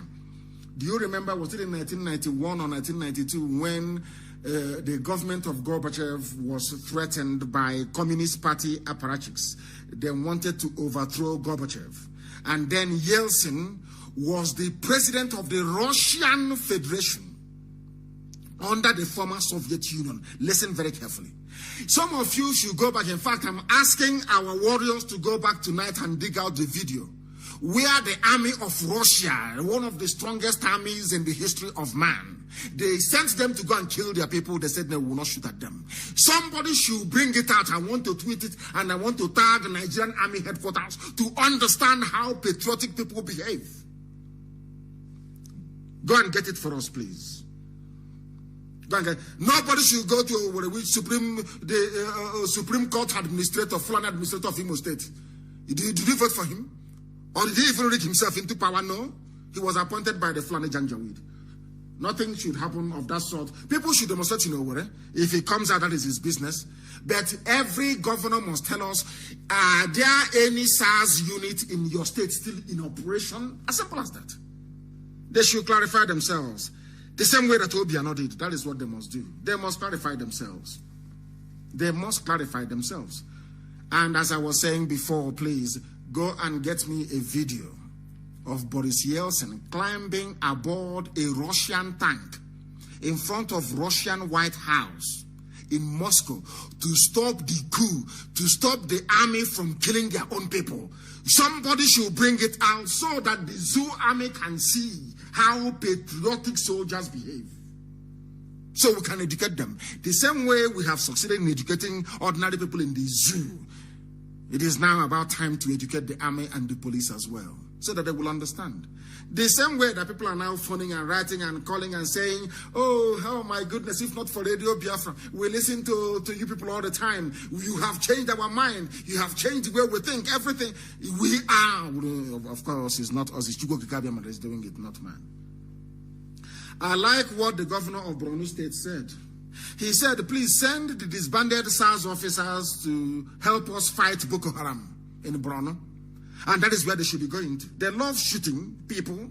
I want to prove to the world that all they specialize in doing is killing civilians. They cannot fight any war. They cannot fight any battle. That is a fact of life. And that is what I'm making abundantly clear to the hearing of the whole world today. They should send all those SARS people to Borno. Let them go to Sambisa Forest to go and showcase their trigger-happy skills. And I'm sure they cannot be able to do it. That is what the governor of Borno State, maybe some of these governors, I don't know what they are on right now. I don't know what they are eating or what they are drinking. Some of them are coming to their senses in the zoo. That is a proper revolution. Or maybe they are lying to themselves, who knows? Maybe they are lying to themselves, who knows? Buratai, if you're still alive, send your troops to go and fight Boko Haram, not killing innocent protesters, as you intend to do. Fulani is intimidation. Fulani thinks they can intimidate everybody. We are going to unleash the army. The army will come. We must do it. They are going to hire their thugs. Their thugs will come. They'll offer you money. Their thugs will come. They'll try to divide you. They'll try to buy over the leadership. Once you remain very strong, they will send the police first. After we overwhelm the police, they'll send the army. And the army will capitulate and everything you want to be given to you. That is how you change your life. That is why this protest must continue. And somebody said something in the morning about supporting our volunteers, those who are on the front. And I'm giving this order, is a direct order, to every IPOB unit across every part of the zoo, including Biafra land, to protect, guide all the protesters and make sure that they are well fed where we can feed them. You feed them. I am asking families to rise up to feed those who are out on the streets. You must feed them. You must give them water to drink. It is very, very important because they are fighting for you. And having said that, I want to commend our mothers in the USA, our women in the USA. I told you before, when our women come out, especially in the USA, that the narrative will change. They have come out and they are doing very, very well. IPOB Women's Wing, Omoada in the USA, our liaison officers, and all those engaged in emergency fundraising in support of the very gallant youths who are out on the streets protesting and risking their lives for the betterment of everybody. Our mothers in the USA, IPOB, of course, they have been doing some fundraising and doing it very well at that. I want to commend the husbands of our women. I want to commend also the wives of our husbands, those we have in the US that came out together. In less than 2, is it up to 2 weeks? In less than 2 weeks. Because they were doing it before in support of the work that the volunteers are doing at home. And also now our gallant youths that are risking their lives on the streets to give us a better future. And today I can confirm that they have raised $120,000. That is the way we roll. You know, I told them before, who is a politician? Who is the idiot? He can come out and say, don't say this in Radio Biafra and say, we sponsor you. Who is the bagger? Can you learn? And who is the idiot? We are all over the world. This is just a handful of women. Just a few of them with our liaison officers. Their husbands. They just got together a few days ago and they have raised $120,000 in support of what is happening on the ground back home. That is how strong we are. That is how formidable we are. We don't need to go to... I said two things. I'm not going to go to any money bag to ask for funds to buy weapons because I'm building them myself. We build it ourselves. We build our own ourselves. Because not when it starts now, Britain will say, in view of maintaining regional stability in West Africa, we are imposing no arms sales to everybody. But from the back, they'll be selling arms to Fulani terrorists. And I said, you know me, I spent years reading and studying why we failed in 1970. And we are not going to make the same mistakes. The weapons we are going to use, we are going to manufacture ourselves. If you ask them in Enugu, they will tell you. They are wondering, where are these ordinances coming from? Who made them? Where are they coming from? Now they know how formidable we are. And we are waiting for their army to mobilize. And we'll destroy them. We will destroy the Nigerian army. Write it down on a piece of paper. Any day they move against civilians, we will destroy them. They know how serious we are. They think we are joking.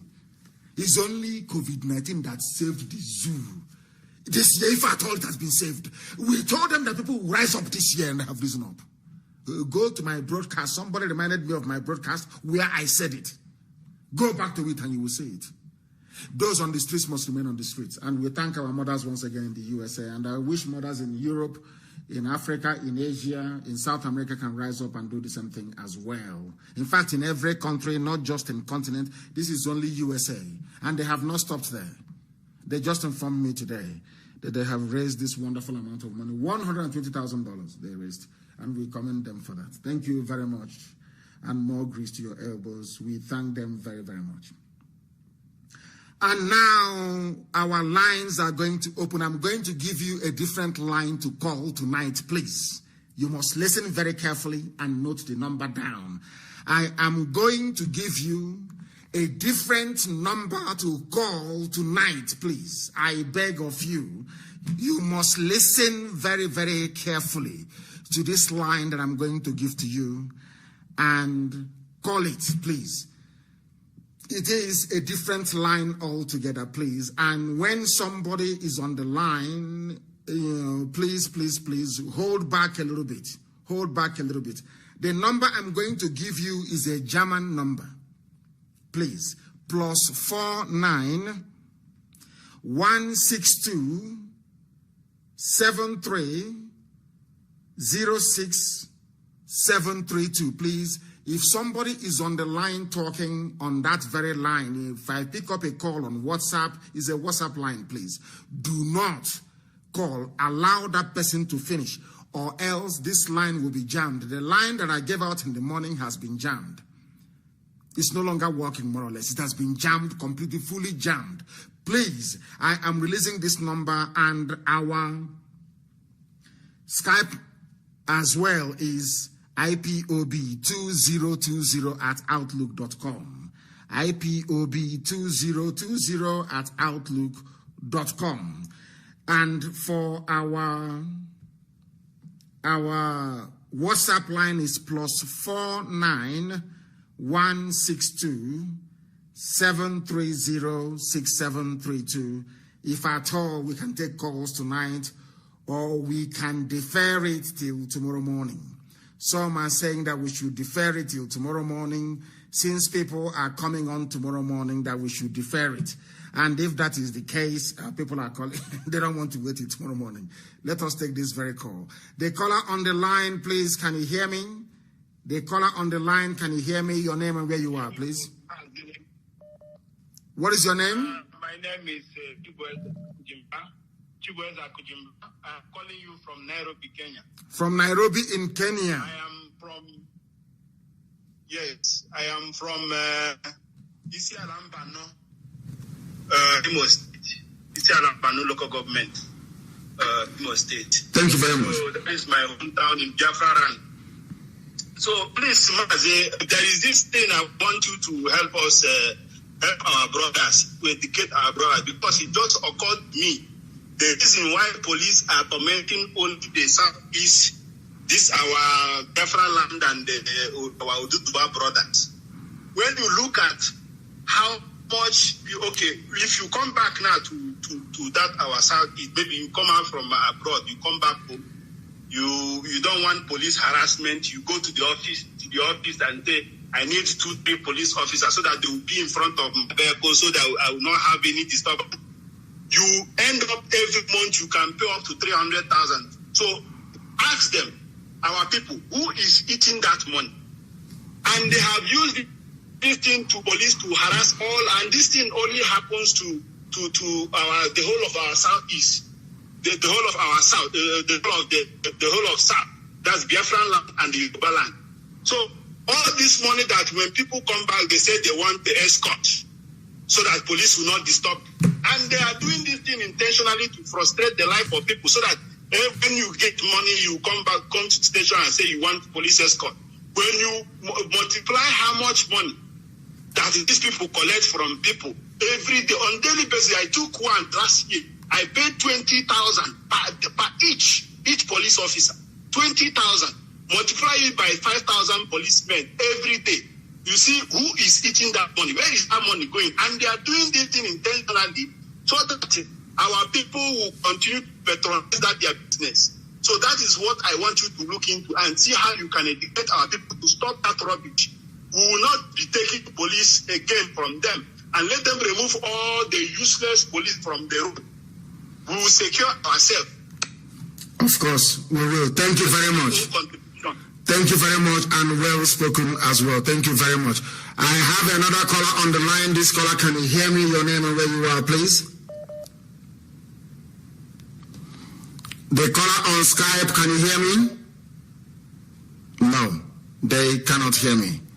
The caller on Skype, can you hear me? They are reconnecting. As I said before, if we have too many people, we are going to have difficulties because the lines will crash. The lines will crash. That is what they always do. The lines will crash. That is what they always do. That is what Please take it easy. Take it easy. If you do not take it easy, no. The calls are too much. It's just way too much, as always. And it is a good thing, as a matter of fact. People can please call us also on Skype, IPOB2020 at outlook.com. Thank you very much, Annie. because our enlightenment is working. Of course, it is working. It is working. And that is why everywhere is changing, everywhere is reverberating, and people now understand the seriousness of what we are doing. I have a caller on the line, please, on Skype. Your name and where you are, please. Can you hear me? Hello? Please, you speak up. We are listening and we're waiting for you. The whole world is waiting. Give us your name and where you are, please. Greetings to you, Mazi Nnamdi Kanu. I am calling all the way from Malaysia, Kuala Lumpur. From Kuala Lumpur, Malaysia. I'm a bona fide son of Biafra land, from Owerri to be precise. Thank you very much. Owerri. Thank you. Please go ahead. Yeah. Mazi Nnamdi Kanu, I will pray that God will continue to guide you for the good work you're doing for the people of Biafra. God will continue to strengthen you. And bless IPOB as well. Very, very important. Please go ahead. Yes, and bless IPOB as well. Mazi, like I have been having issues here with some of my friends, and they are telling me, though they are from Biafra land, most of them are arguing with me if I am sure this Biafra will really come or will surely. Where is the idiot asking you this question? He cannot see his mates on the streets agitating for a better life, and he's somewhere asking you when. Please don't go towards that direction. I don't want to discuss idiots or saboteurs on this platform anymore. I want to discuss ideas that can move us forward, please. If you have anything else to say, you say it. Yeah. Just forget all these idiots. They're inconsequential. Inconsequential, yeah. Please. My own take this day, because it's morning over here, my own take is that in the midst of this contest and in the midst of this protest that is going on in the zone Nigeria, I don't know if we can actually take up this. Maybe when the protest has gone down a little bit, we, the IPOB members and the youth over there in Nigeria, can actually, kick off with our own protest, flagging off the Biafran flag and let the people know, because the Arewa, they are taking themselves to their own side, and the Oduduwas are taking themselves to their own side. And you initiated all this. You ignited the fire that has started burning in their hearts for them to actually remember that they are coming from a particular place. Though the white man has met everyone together, you lighted the fire, and I believe if we start, flagging off our own flag after this protest, I think that will actually help for the world to recognize us more in the heat of this very protest. Thank you very much. What we are praying for actually is for everybody to be free. Everybody, for them to understand that freedom is vital, and for them to be free as well. That's what we're asking for. And once they get to that very juncture, then it is all over for the zoo. Thank you very much for that. Thank you very much, my dear brother, and continue the good work. I don't want to discuss idiots and inconsequential issues anymore. Please don't tell me what your idiotic friends are telling you. If they cannot read the handwriting on the wall, that's entirely up to them. And I want to advise each and every person doing live broadcasts to focus on the issues and leave personalities out of it. Don't mention anybody's name. Don't discuss people. Focus on the issues of Biafra alone. That is what we are here for. Very, very important, please. Very, very important, please. Our lines have completely gone, completely crashed again. But we are taking calls on Skype. The caller on Skype, can you hear me, please? Your name and where you are. Yes, I can hear you very well. Good evening from here. Thank you very much. Good evening to you. Your name and where you're calling from? Good evening. Thank you. Good evening, Biafra, friends of Biafrans and lovers of freedom. My name is Most Fevoni. I come from Oslo. I'm calling from Kingdom of Netherlands. From Netherlands. Thank you very much. Please go ahead. Yes. First and foremost, I must thank you. Chukwabiyama will see you through, and Chukwabiyama will see us through in our own my contribution to this very ongoing protest is this one thing. I remember a few weeks ago when you told us that you will appoint a Twitter campaign campaign manager, sort of someone, a formidable member of IPOB who will be overseeing our Twitter campaign. So until this moment, I'm still looking forward for that, because if that office has been given, if you have been commissioned that very office, this is a good time now for us to hijack this protest based on Twitter and on social media aspect. Now our people in the Biafra land and in White House are shouting Nigeria. If we open your post on Twitter alone, when I take the retweet or your comment on any post you make on Twitter, mine's over 5,000 retweet of any post you make. Now, if we have a Twitter hand person that will be kind of leading this very campaign on Twitter, if over 5,000 people per day are retweeting Nigeria. This Twitter post now that today join the struggle to their answers. You also know that this Nigeria is see a number of people shouting in Nigeria. So that very campaign is what I'm also looking for, because the about time we also tell the world that we are not just not interested in ending this disaster, but also we want to bring an end to that very zoological republic.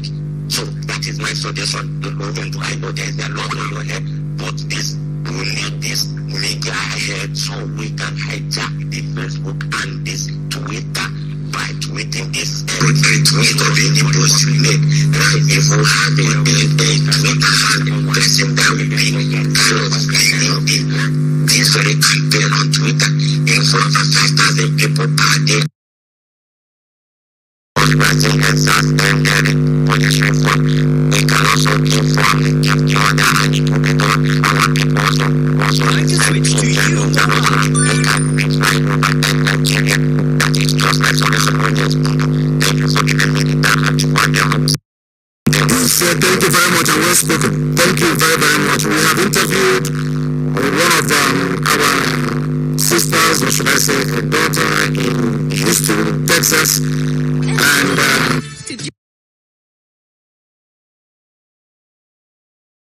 retweeting Nigeria.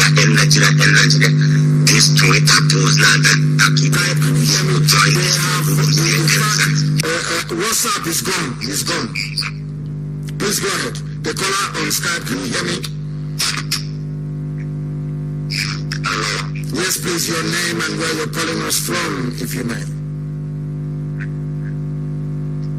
Hello. I can hear you. For the last time, your name and where you are.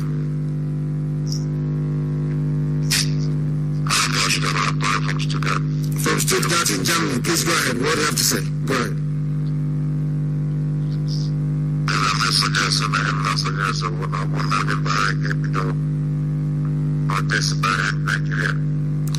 It will be premature for that. If you do end Nigeria now, Britain will step in and they will ask the world to stop following. They will start talking nonsense about regional stabilization.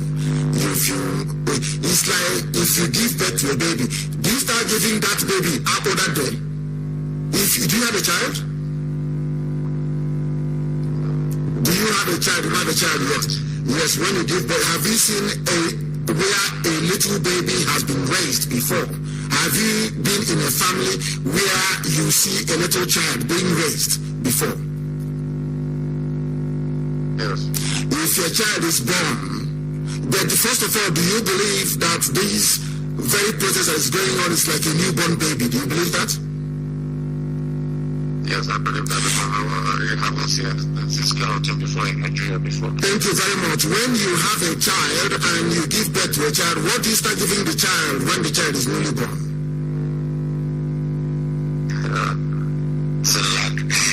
No, Cerelac comes a few days after. Once a child is born, the first thing you give to the child is either water or you give the child the breast milk.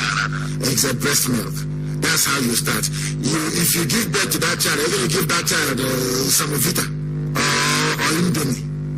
If you give it to that child, the child's digestive system cannot handle it. And that baby will probably die. That is how it is. What you have in the spirit, you also have in real life. This very campaign is only a few days old. If you overfeed it with what you need, if you give it chicken, you give it turkey, you give it goat, it will die. Do you understand? You nurture it.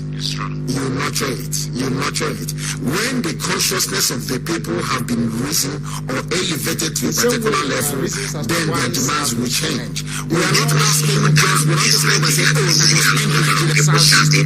that is why Facebook joined. God forbid Facebook.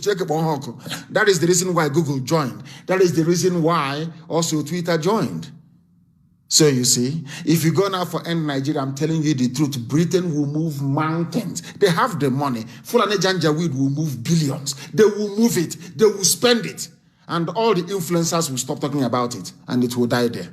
We don't want to make that mistake. We know where we are going. It took people many years to get to where they are today. We must nurture them as to move forward. But the end destination is to end Nigeria, and Nigeria will end. That I can assure you. Be rest assured. Thank you very much, my dear brother. Thank you very, very much. Thank you. Yes. And you too, my dear brother. May Chukwukabiyama bless you immensely. Our lines are open. We are flooded with calls, inundated with people who are trying to speak from all over the world. But we must listen to them. The caller on the line, please call us on Skype, please. IPOB2020@outlook.com. Please give us your name and where you are. The caller on Skype. Hello, man. Yes, please, your name and where you are. The whole world is listening to your voice. Go ahead. Can you hear me? My name is Chikelu Nzako. Chikelu Nzako, where are you calling from? Yes, from Mimo in Njikoka, Anambra State. A very beautiful place in Njikoka. Lovely name. I love it. In Njikoka. Beautiful name. Please go ahead. We are listening. Go ahead. As Mazi, I reside in Makurdi here, Benue State. You are in Makurdi in Benue State, yes. By the grace of God, Makurdi in Benue State. Yes. By the grace of God, I've been trying to talk to one or few people of Benue State that I know that are our brothers in the Middle Belt. Yes. Today, there was a protest happened today in Benue State. I was so disturbed that the protest only happened at the IBB Square in Makurdi. The protesters were unable to leave that premises to come outside the town to protest. It was so. But I think maybe they were constrained maybe by the authorities, because the first time was 2 days ago. 2 days ago, what happened?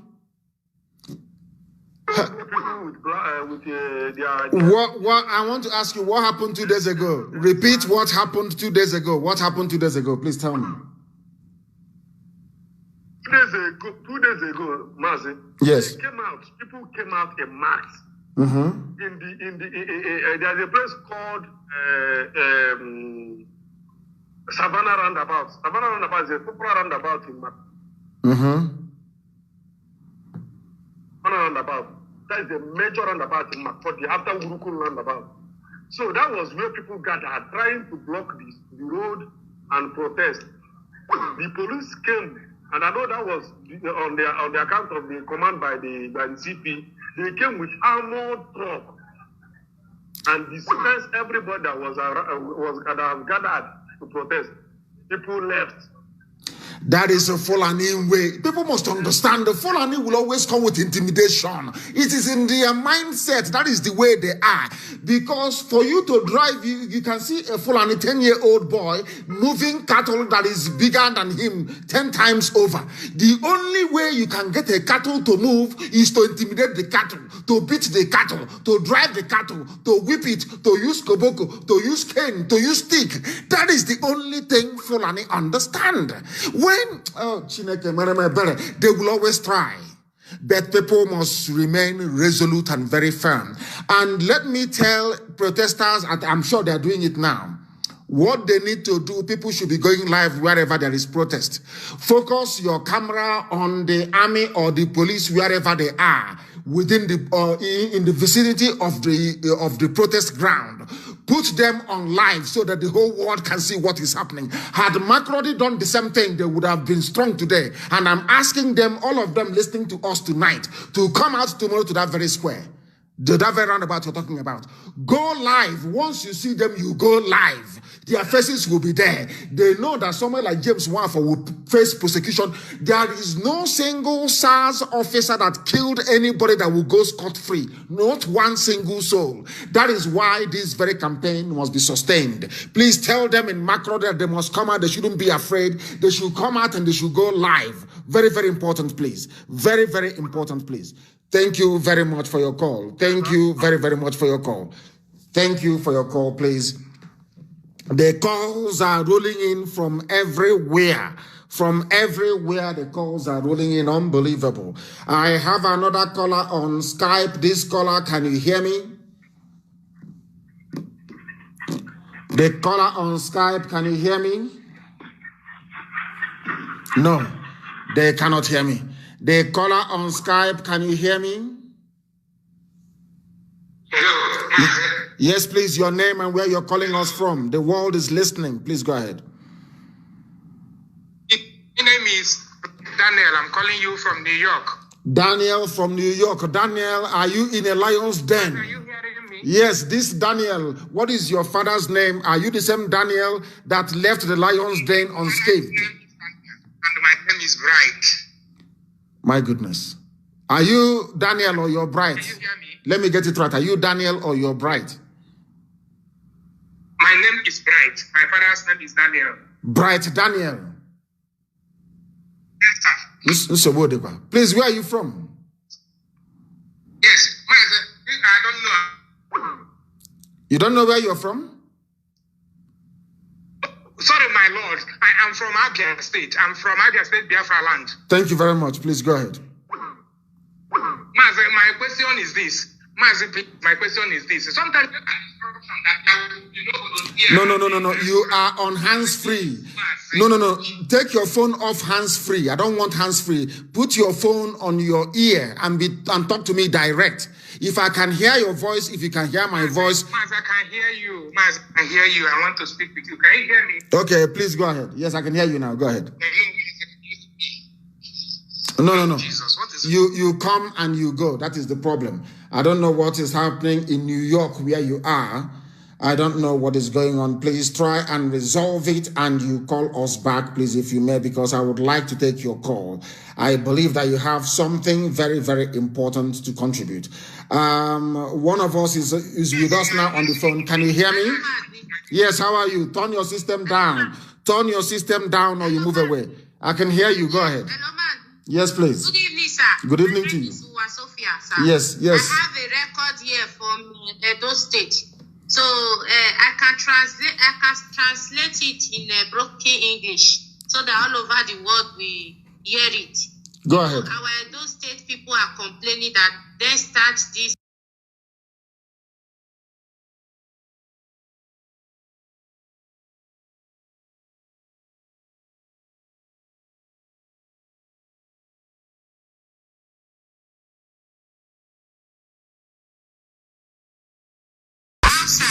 Outside the sun, they don't get water to drink, they don't get anything to drink. So our Edo people, there are a lot of them in diaspora all over the world. They have to also support them. You understand? They are fighting for them, sir. But you are correct. It was Edo State, actually. Yes, it's true. It was Edo State that actually started EndSARS. It was Edo and Delta that started EndSARS. That is the truth. Please go ahead. So the guy sent us an audio recording. So I want to translate. I want to play the audio recording here, so that all over the world, from Edo, they will listen. So go ahead, play it, please. Play it.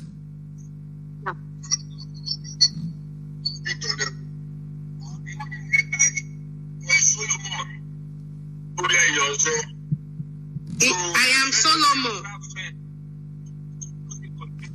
my fellow Biafra friend. I went to a shop.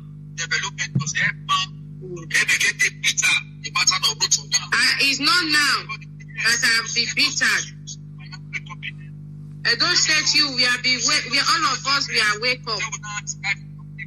If this country wants to divide, let it divide. One of the protest organizers, Edo State. He said he's the one of the protest mobilizer. He said the coordinator in Edo State is his friend.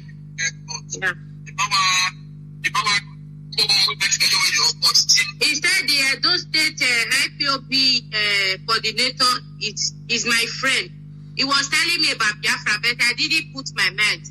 Now, the protest started to kick off. The protest started. Now tell us. He said. What did he say? He said they start the protest. So he now met the coordinator. They now talk about the protest. The protest now starts. They are scaling back because no finance, no food. There is no finance, no food, nothing. They are inside the sun. Celebrity. He said in Lagos Street there are many actors, many celebrities that is supporting them. They are in Eko. If you can see Lagos now, the protest is still going on. So what do they need in Benin? What do they need? Because I gave an instruction in the morning, and somebody actually wrote to me. I gave an instruction in the morning, and I'm giving the same instructions now to everybody who runs a restaurant in Benin City, to make sure that they bring out some food and some water to feed the people. But we want people who are genuinely motivated to see change to come out for protest, not those looking for food. Do you understand it? Because if we begin to provide food for everybody... They say they don't want to collect any money for the politicians or for the rich people. They want to do it on their own. They started the protest. So they need Edo people in diaspora or outside the country to support them. That they don't want, he said it on this audio. He said he don't want to eat chicken today, so he will start suffering tomorrow. He want to drink only water today, so that tomorrow will be better. They are ready to break the Zoom. That is what he's talking about. Yes, in the morning, if you remember, in the morning, I mentioned that I want people that have and run restaurant to be able to provide food for those who are protesting. I said when I saw that people are sleeping on Lekki Bridge, I made that announcement, and somebody wrote to me here to confirm that people are complying in and around Lagos. I want to say the same thing again today, this night, regarding Benin City as well. We want the protest to be in Benin City as well. And in Benin City, we want people to feed the protesters. They must be fed. It is only once a day and you drink water. But you're not coming out because of the money you're going to get from the diaspora or the help. No, we are not in a cooking competition. This is not it's not a jamboree. It's not a party where people are going to feed or where people are going to eat. What we are saying is that you must be out on the streets from what you're doing. Once you go live, once you come out in Benin City and you go live, the whole world will know what is happening and help will come to sustain it. I understand what it means, and we are going to do the best we can. Sorry, what did he say? They don't want to stop? They don't want to stop this agitator because in Edo, SARS have been killing our people in Edo State. Not now. They have been killing a lot. So it's Edo people and Delta people that start this protest. So they don't want to stop, like Lagos State. You understand? That is what they are complaining now, that they don't want money from the politicians. You understand? So okay. we want our people to also talk to them. The Delta people and Edo people, we want our people to talk to them, Brand. That is what they need, sir. Okay, that's what I got. Now, when they organize their protest tomorrow, if they come out tomorrow morning to protest, I will be live on air. I will open a special line for them to call. And through that line, the whole world can hear what is happening in Edo State as well. And, oh wow, Sophia, thank you very much for your call. Thank you. It's a very important information. Thank you very, very much for your call. Thank you for your call. And I also want to say that everybody can become a Twitter chief wherever they are. Get people around you, get 10 people minimum around you to join Twitter. That's what IPOB family members can do all over the world. And of course, Amaka Ekwe is there, who's my press secretary, and can be able to guide anybody to follow anybody. Emeka Gift is there, Somto is there. These are hardened tweeters. There will be people that tweet regularly and always. You go to them, any of them, you follow them, you follow me, and you retweet. It's as simple as that. And our message will be everywhere. People should only call on the number that I provided, not the other one, please, I beg of you. I have a caller on Skype. Can you hear me? Hello. Good evening, Mazi. Good evening to you. Your name and where you're calling from, please. Yeah, good evening, Mazi. I can hear you. Good evening. Good evening to you. Your name and where you're calling from. Yeah, my name is Ike. I'm calling from UK. Ike, what? What is your father's name? Here we don't hide who we are. Ike Chinedu. Chinedu, thank you very much. Please go ahead. Yeah. Yeah, I must have to commend you. I must commend you. You are doing a wonderful job, Mazi. It's IPOB and Chukwu in heaven. In reverse order, of course. Go ahead. Yes, I must commend you and IPOB. Yeah, you are doing a great job. Mazi, I know that what is happening now is as a result of the job you've been doing and IPOB have been doing for years. It has started yielding fruits and bountifully too. I was speaking with a friend early today. He was saying that how come every time you come to the air and you talk and there is no strategy, that he doesn't understand you anymore. I told him, my reply was very simple. I told him, if at all you don't learn anything when you listen to Nnamdi, that means you are not intelligent. You are simply not intelligent. Because you have fed people with enough information and have emboldened them, have given them the strength to march out to the street. Before now, you dare not talk to a policeman anyhow. You dare not speak to an army man anyhow in Nigeria. They will deal with you ruthlessly. But with what is happening, both the police and the SARS and even the army, they now know that there is a limit to what people can take. And that is the essence of what you have been doing.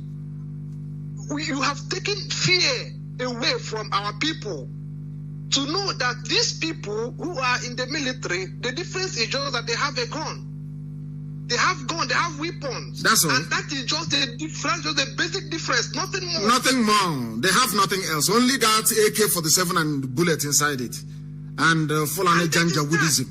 And corrupt politicians backing them. They are nothing.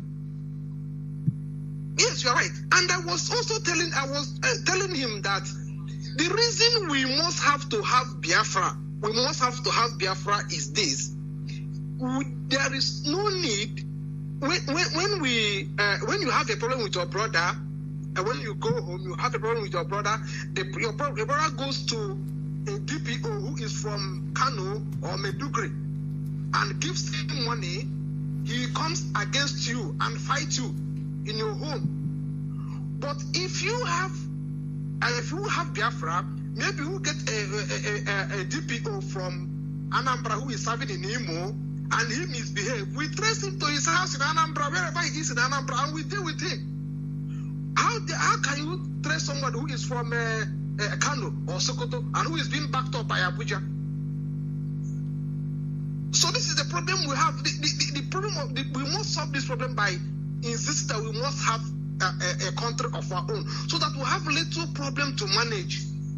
Nigeria is too big and a problem that nobody knows how. Even God Himself cannot. I'm not trying to look down on God, but the way He's structured, the way Nigeria is structured, there is a limit to what God can. God has given us the power now to reclaim our country. So please, I don't want to take more time. You continue what you are doing. You are really doing marvelously.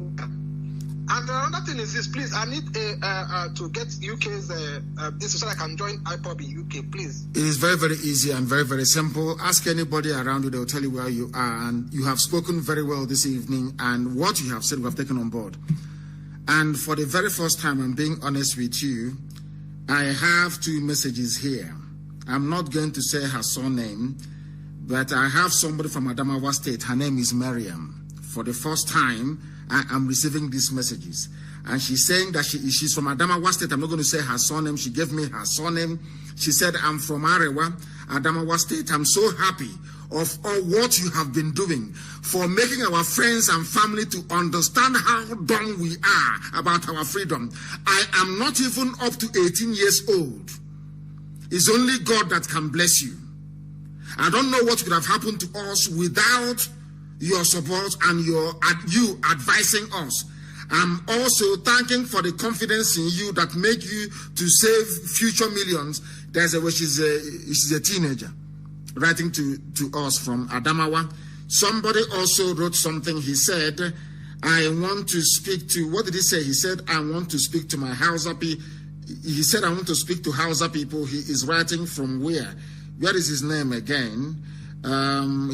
Somebody also wrote and said, I want to speak to my Hausa brethren, but the calls are too much. They are flooding too much that I cannot even call him back. That is how difficult it is. I cannot even call him back. That is how hard it is. Let us take this call. The caller on the line, can you hear me? Please, can you hear me? Thank you very much. Bless you. And bless you too. Thank you for taking my call. My leader, my name is Bright Daniel. I am calling you from New York. You're very lucky.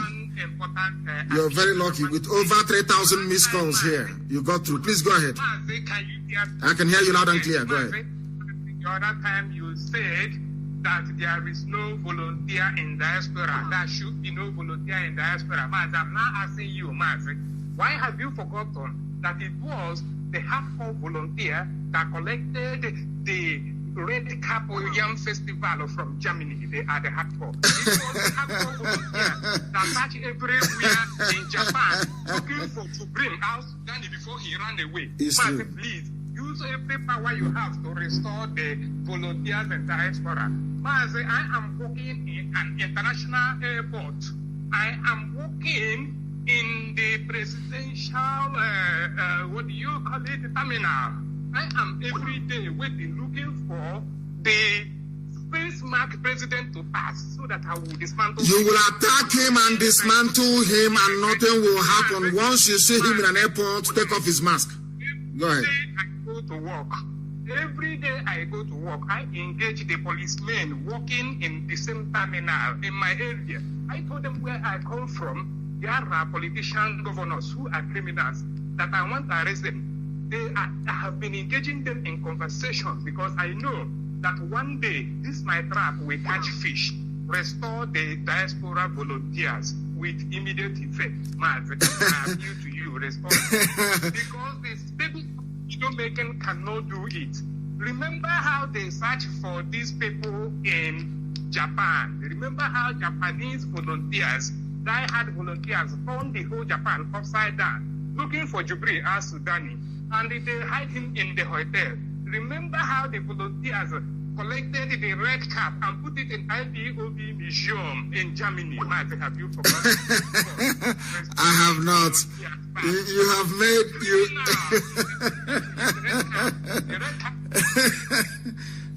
Thank you very much. Thank you very much, my dear brother. You have made a very compelling point. You know me, I always concede to superior argument and superior reasoning. And I agree with you. You have won me over with the strength of your argument. And we are going to organize it very well. We are going to restore it, and we are going to organize it very well. There will be volunteers in the diaspora. I understand what you're saying. You made a very stupendous argument, amazing argument. I love it. I love it when people engage me intellectually and get me to change my mind. I love it. The arguments you've advanced are unquestionable, and we shall restore volunteers across every nook and cranny of the world. These are the people who are going to die once Yusuf Muhammad Abubakar steps out of the zoo. We will sacrifice one person. The first person that will not attack him, to remove his mask. That silicone ear, we'll pull it out for the whole world to see. They're playing with us. They don't know how determined, of course now they know. Now they know how determined we are. They know. And they cannot mess with us.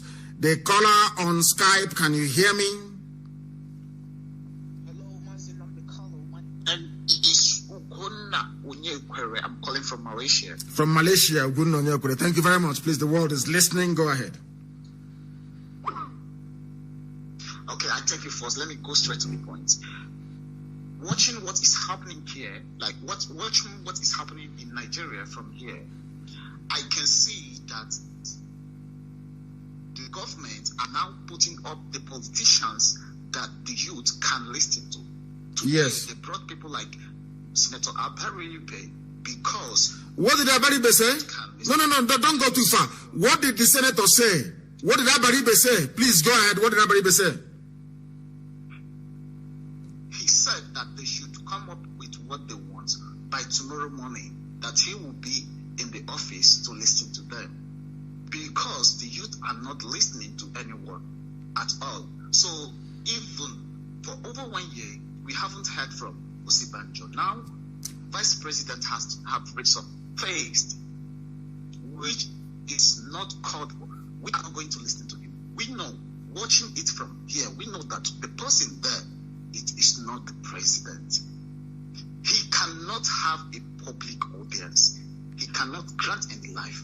The one that he made is on the last video he made is 1 minute. It is not up to 2 minutes, which is very wrong. There is nothing hard telling us that this president is not the president.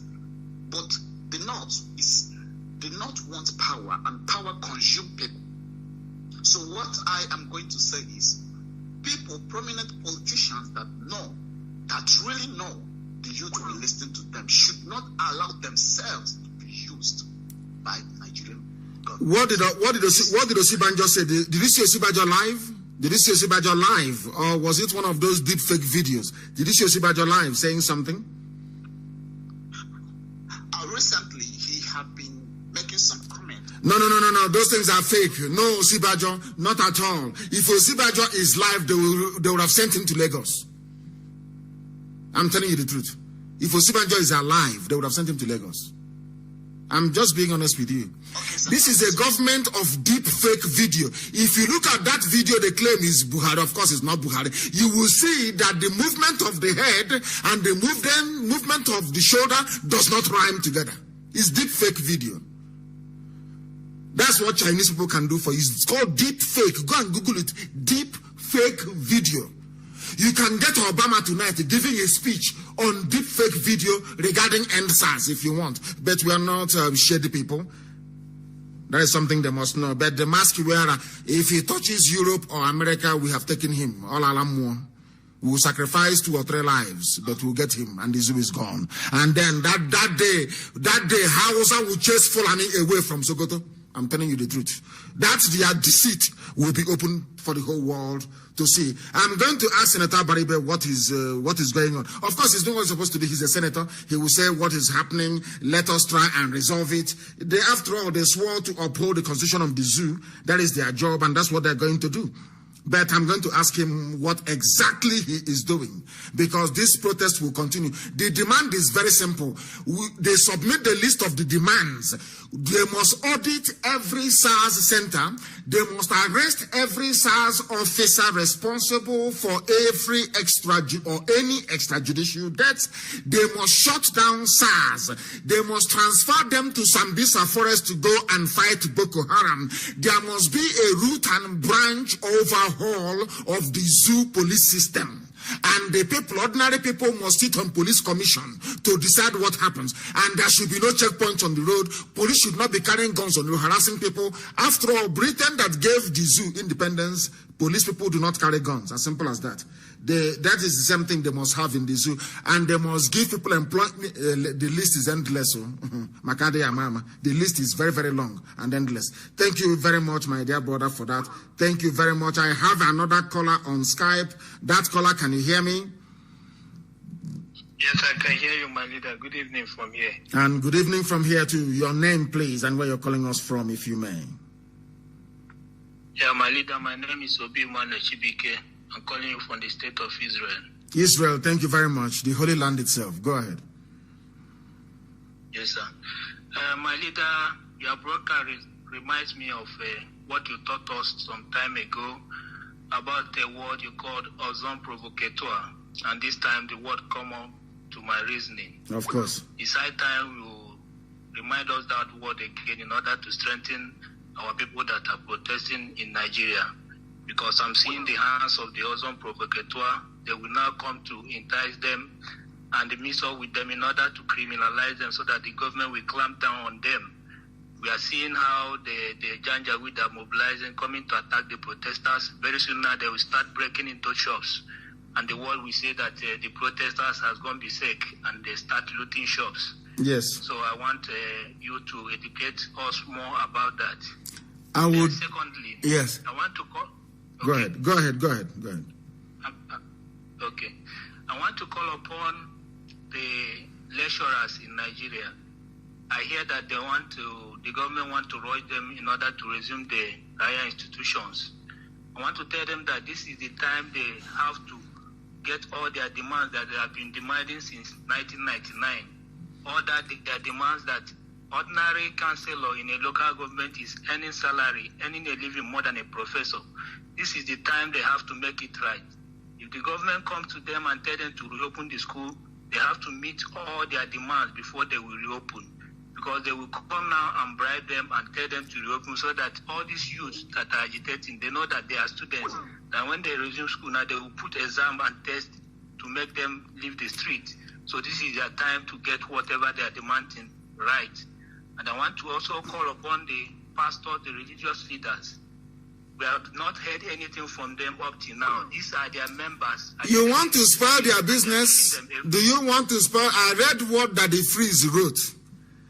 Do you want to spoil? They are threatening their business, ending Nigeria and being on the streets. Now, that means people will not go for Saturday night on Thursday.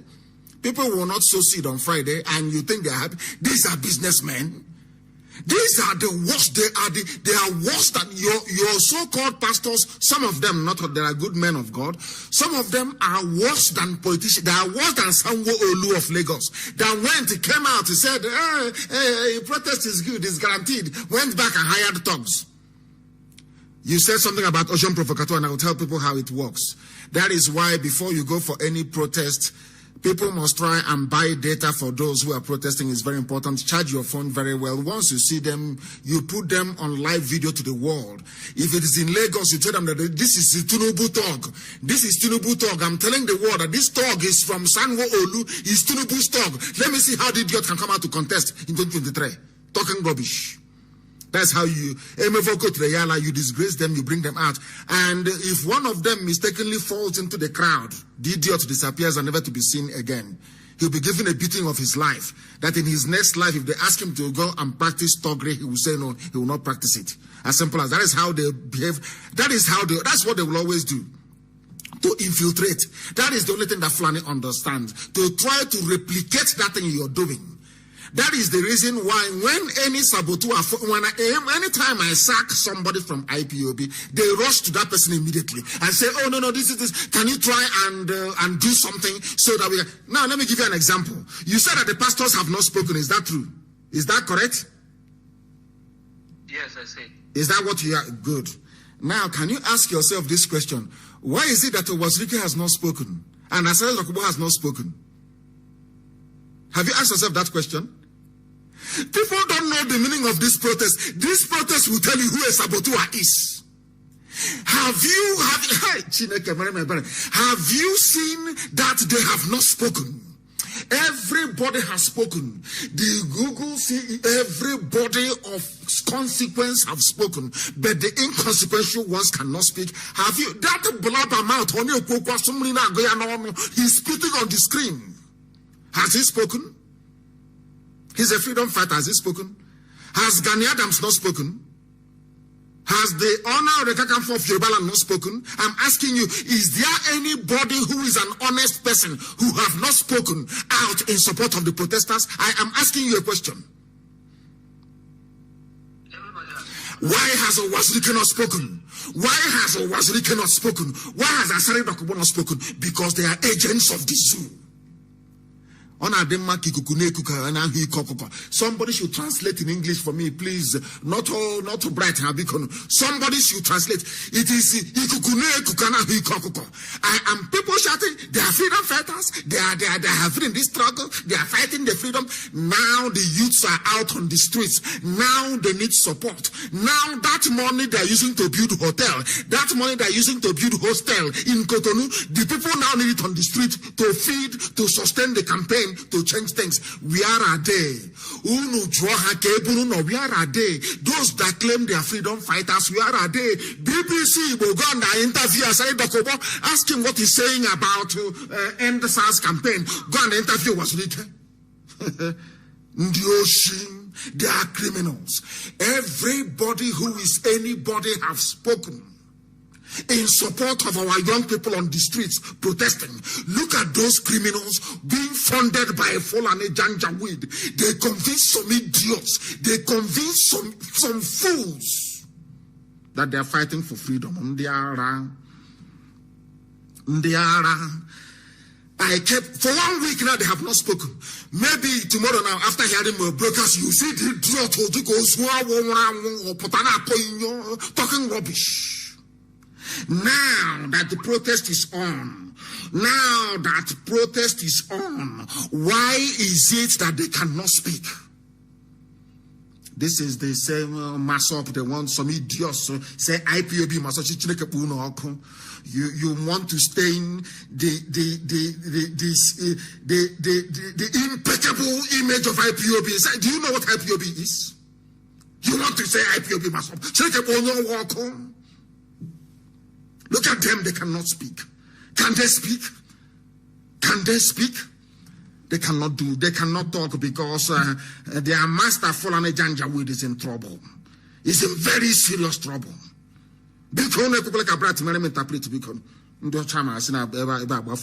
For goodness sake. Thank you very much for your call. And with that, we have come to the end of our program this very way. Owazirike was busy inspecting his new hotel site. He was supervising the offloading of Dangote cement in the new hostel he's building.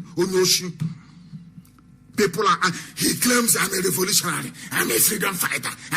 Now that children are out on the streets, we have raised $120,000 and we are going to spend it on people who are on the streets. The same way we did during COVID-19 with our palliative, we shall do it on the streets. We are sending support, relief. Tomorrow morning, relief is going to Benin City to sustain them. Stupid idiot. Busy inspecting hotel.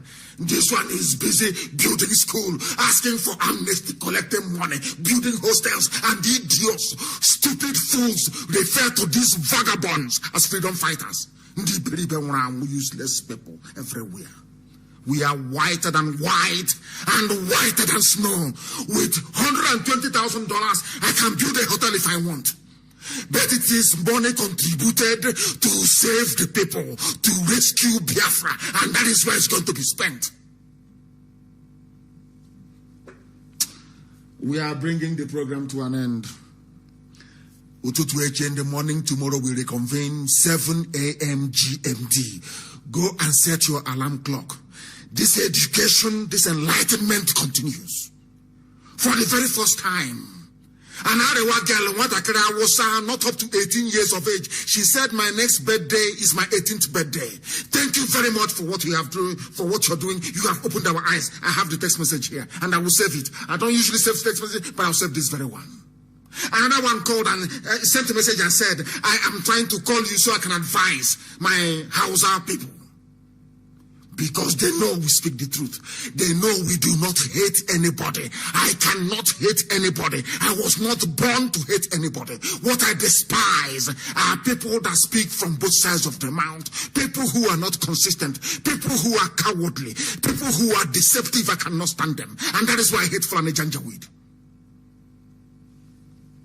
Tomorrow morning we continue the propagation of this very gospel. I thank you all for listening tonight, for your immense contributions. I thank our mothers in the USA, our liaison officers.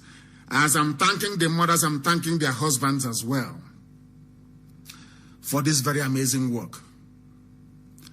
Because they know that every dime you contribute to IPOB goes to that same thing you contributed it for. They understand that. That is why we are strong. We are building our own weapons. I don't depend on any idiot from anywhere. Where is the like Mojeku? Where is the money that Ojuku gave you to go and buy weapons? There was a turbulence on the sea, and the canoe capsized, and everything fell off. The zoo must fall.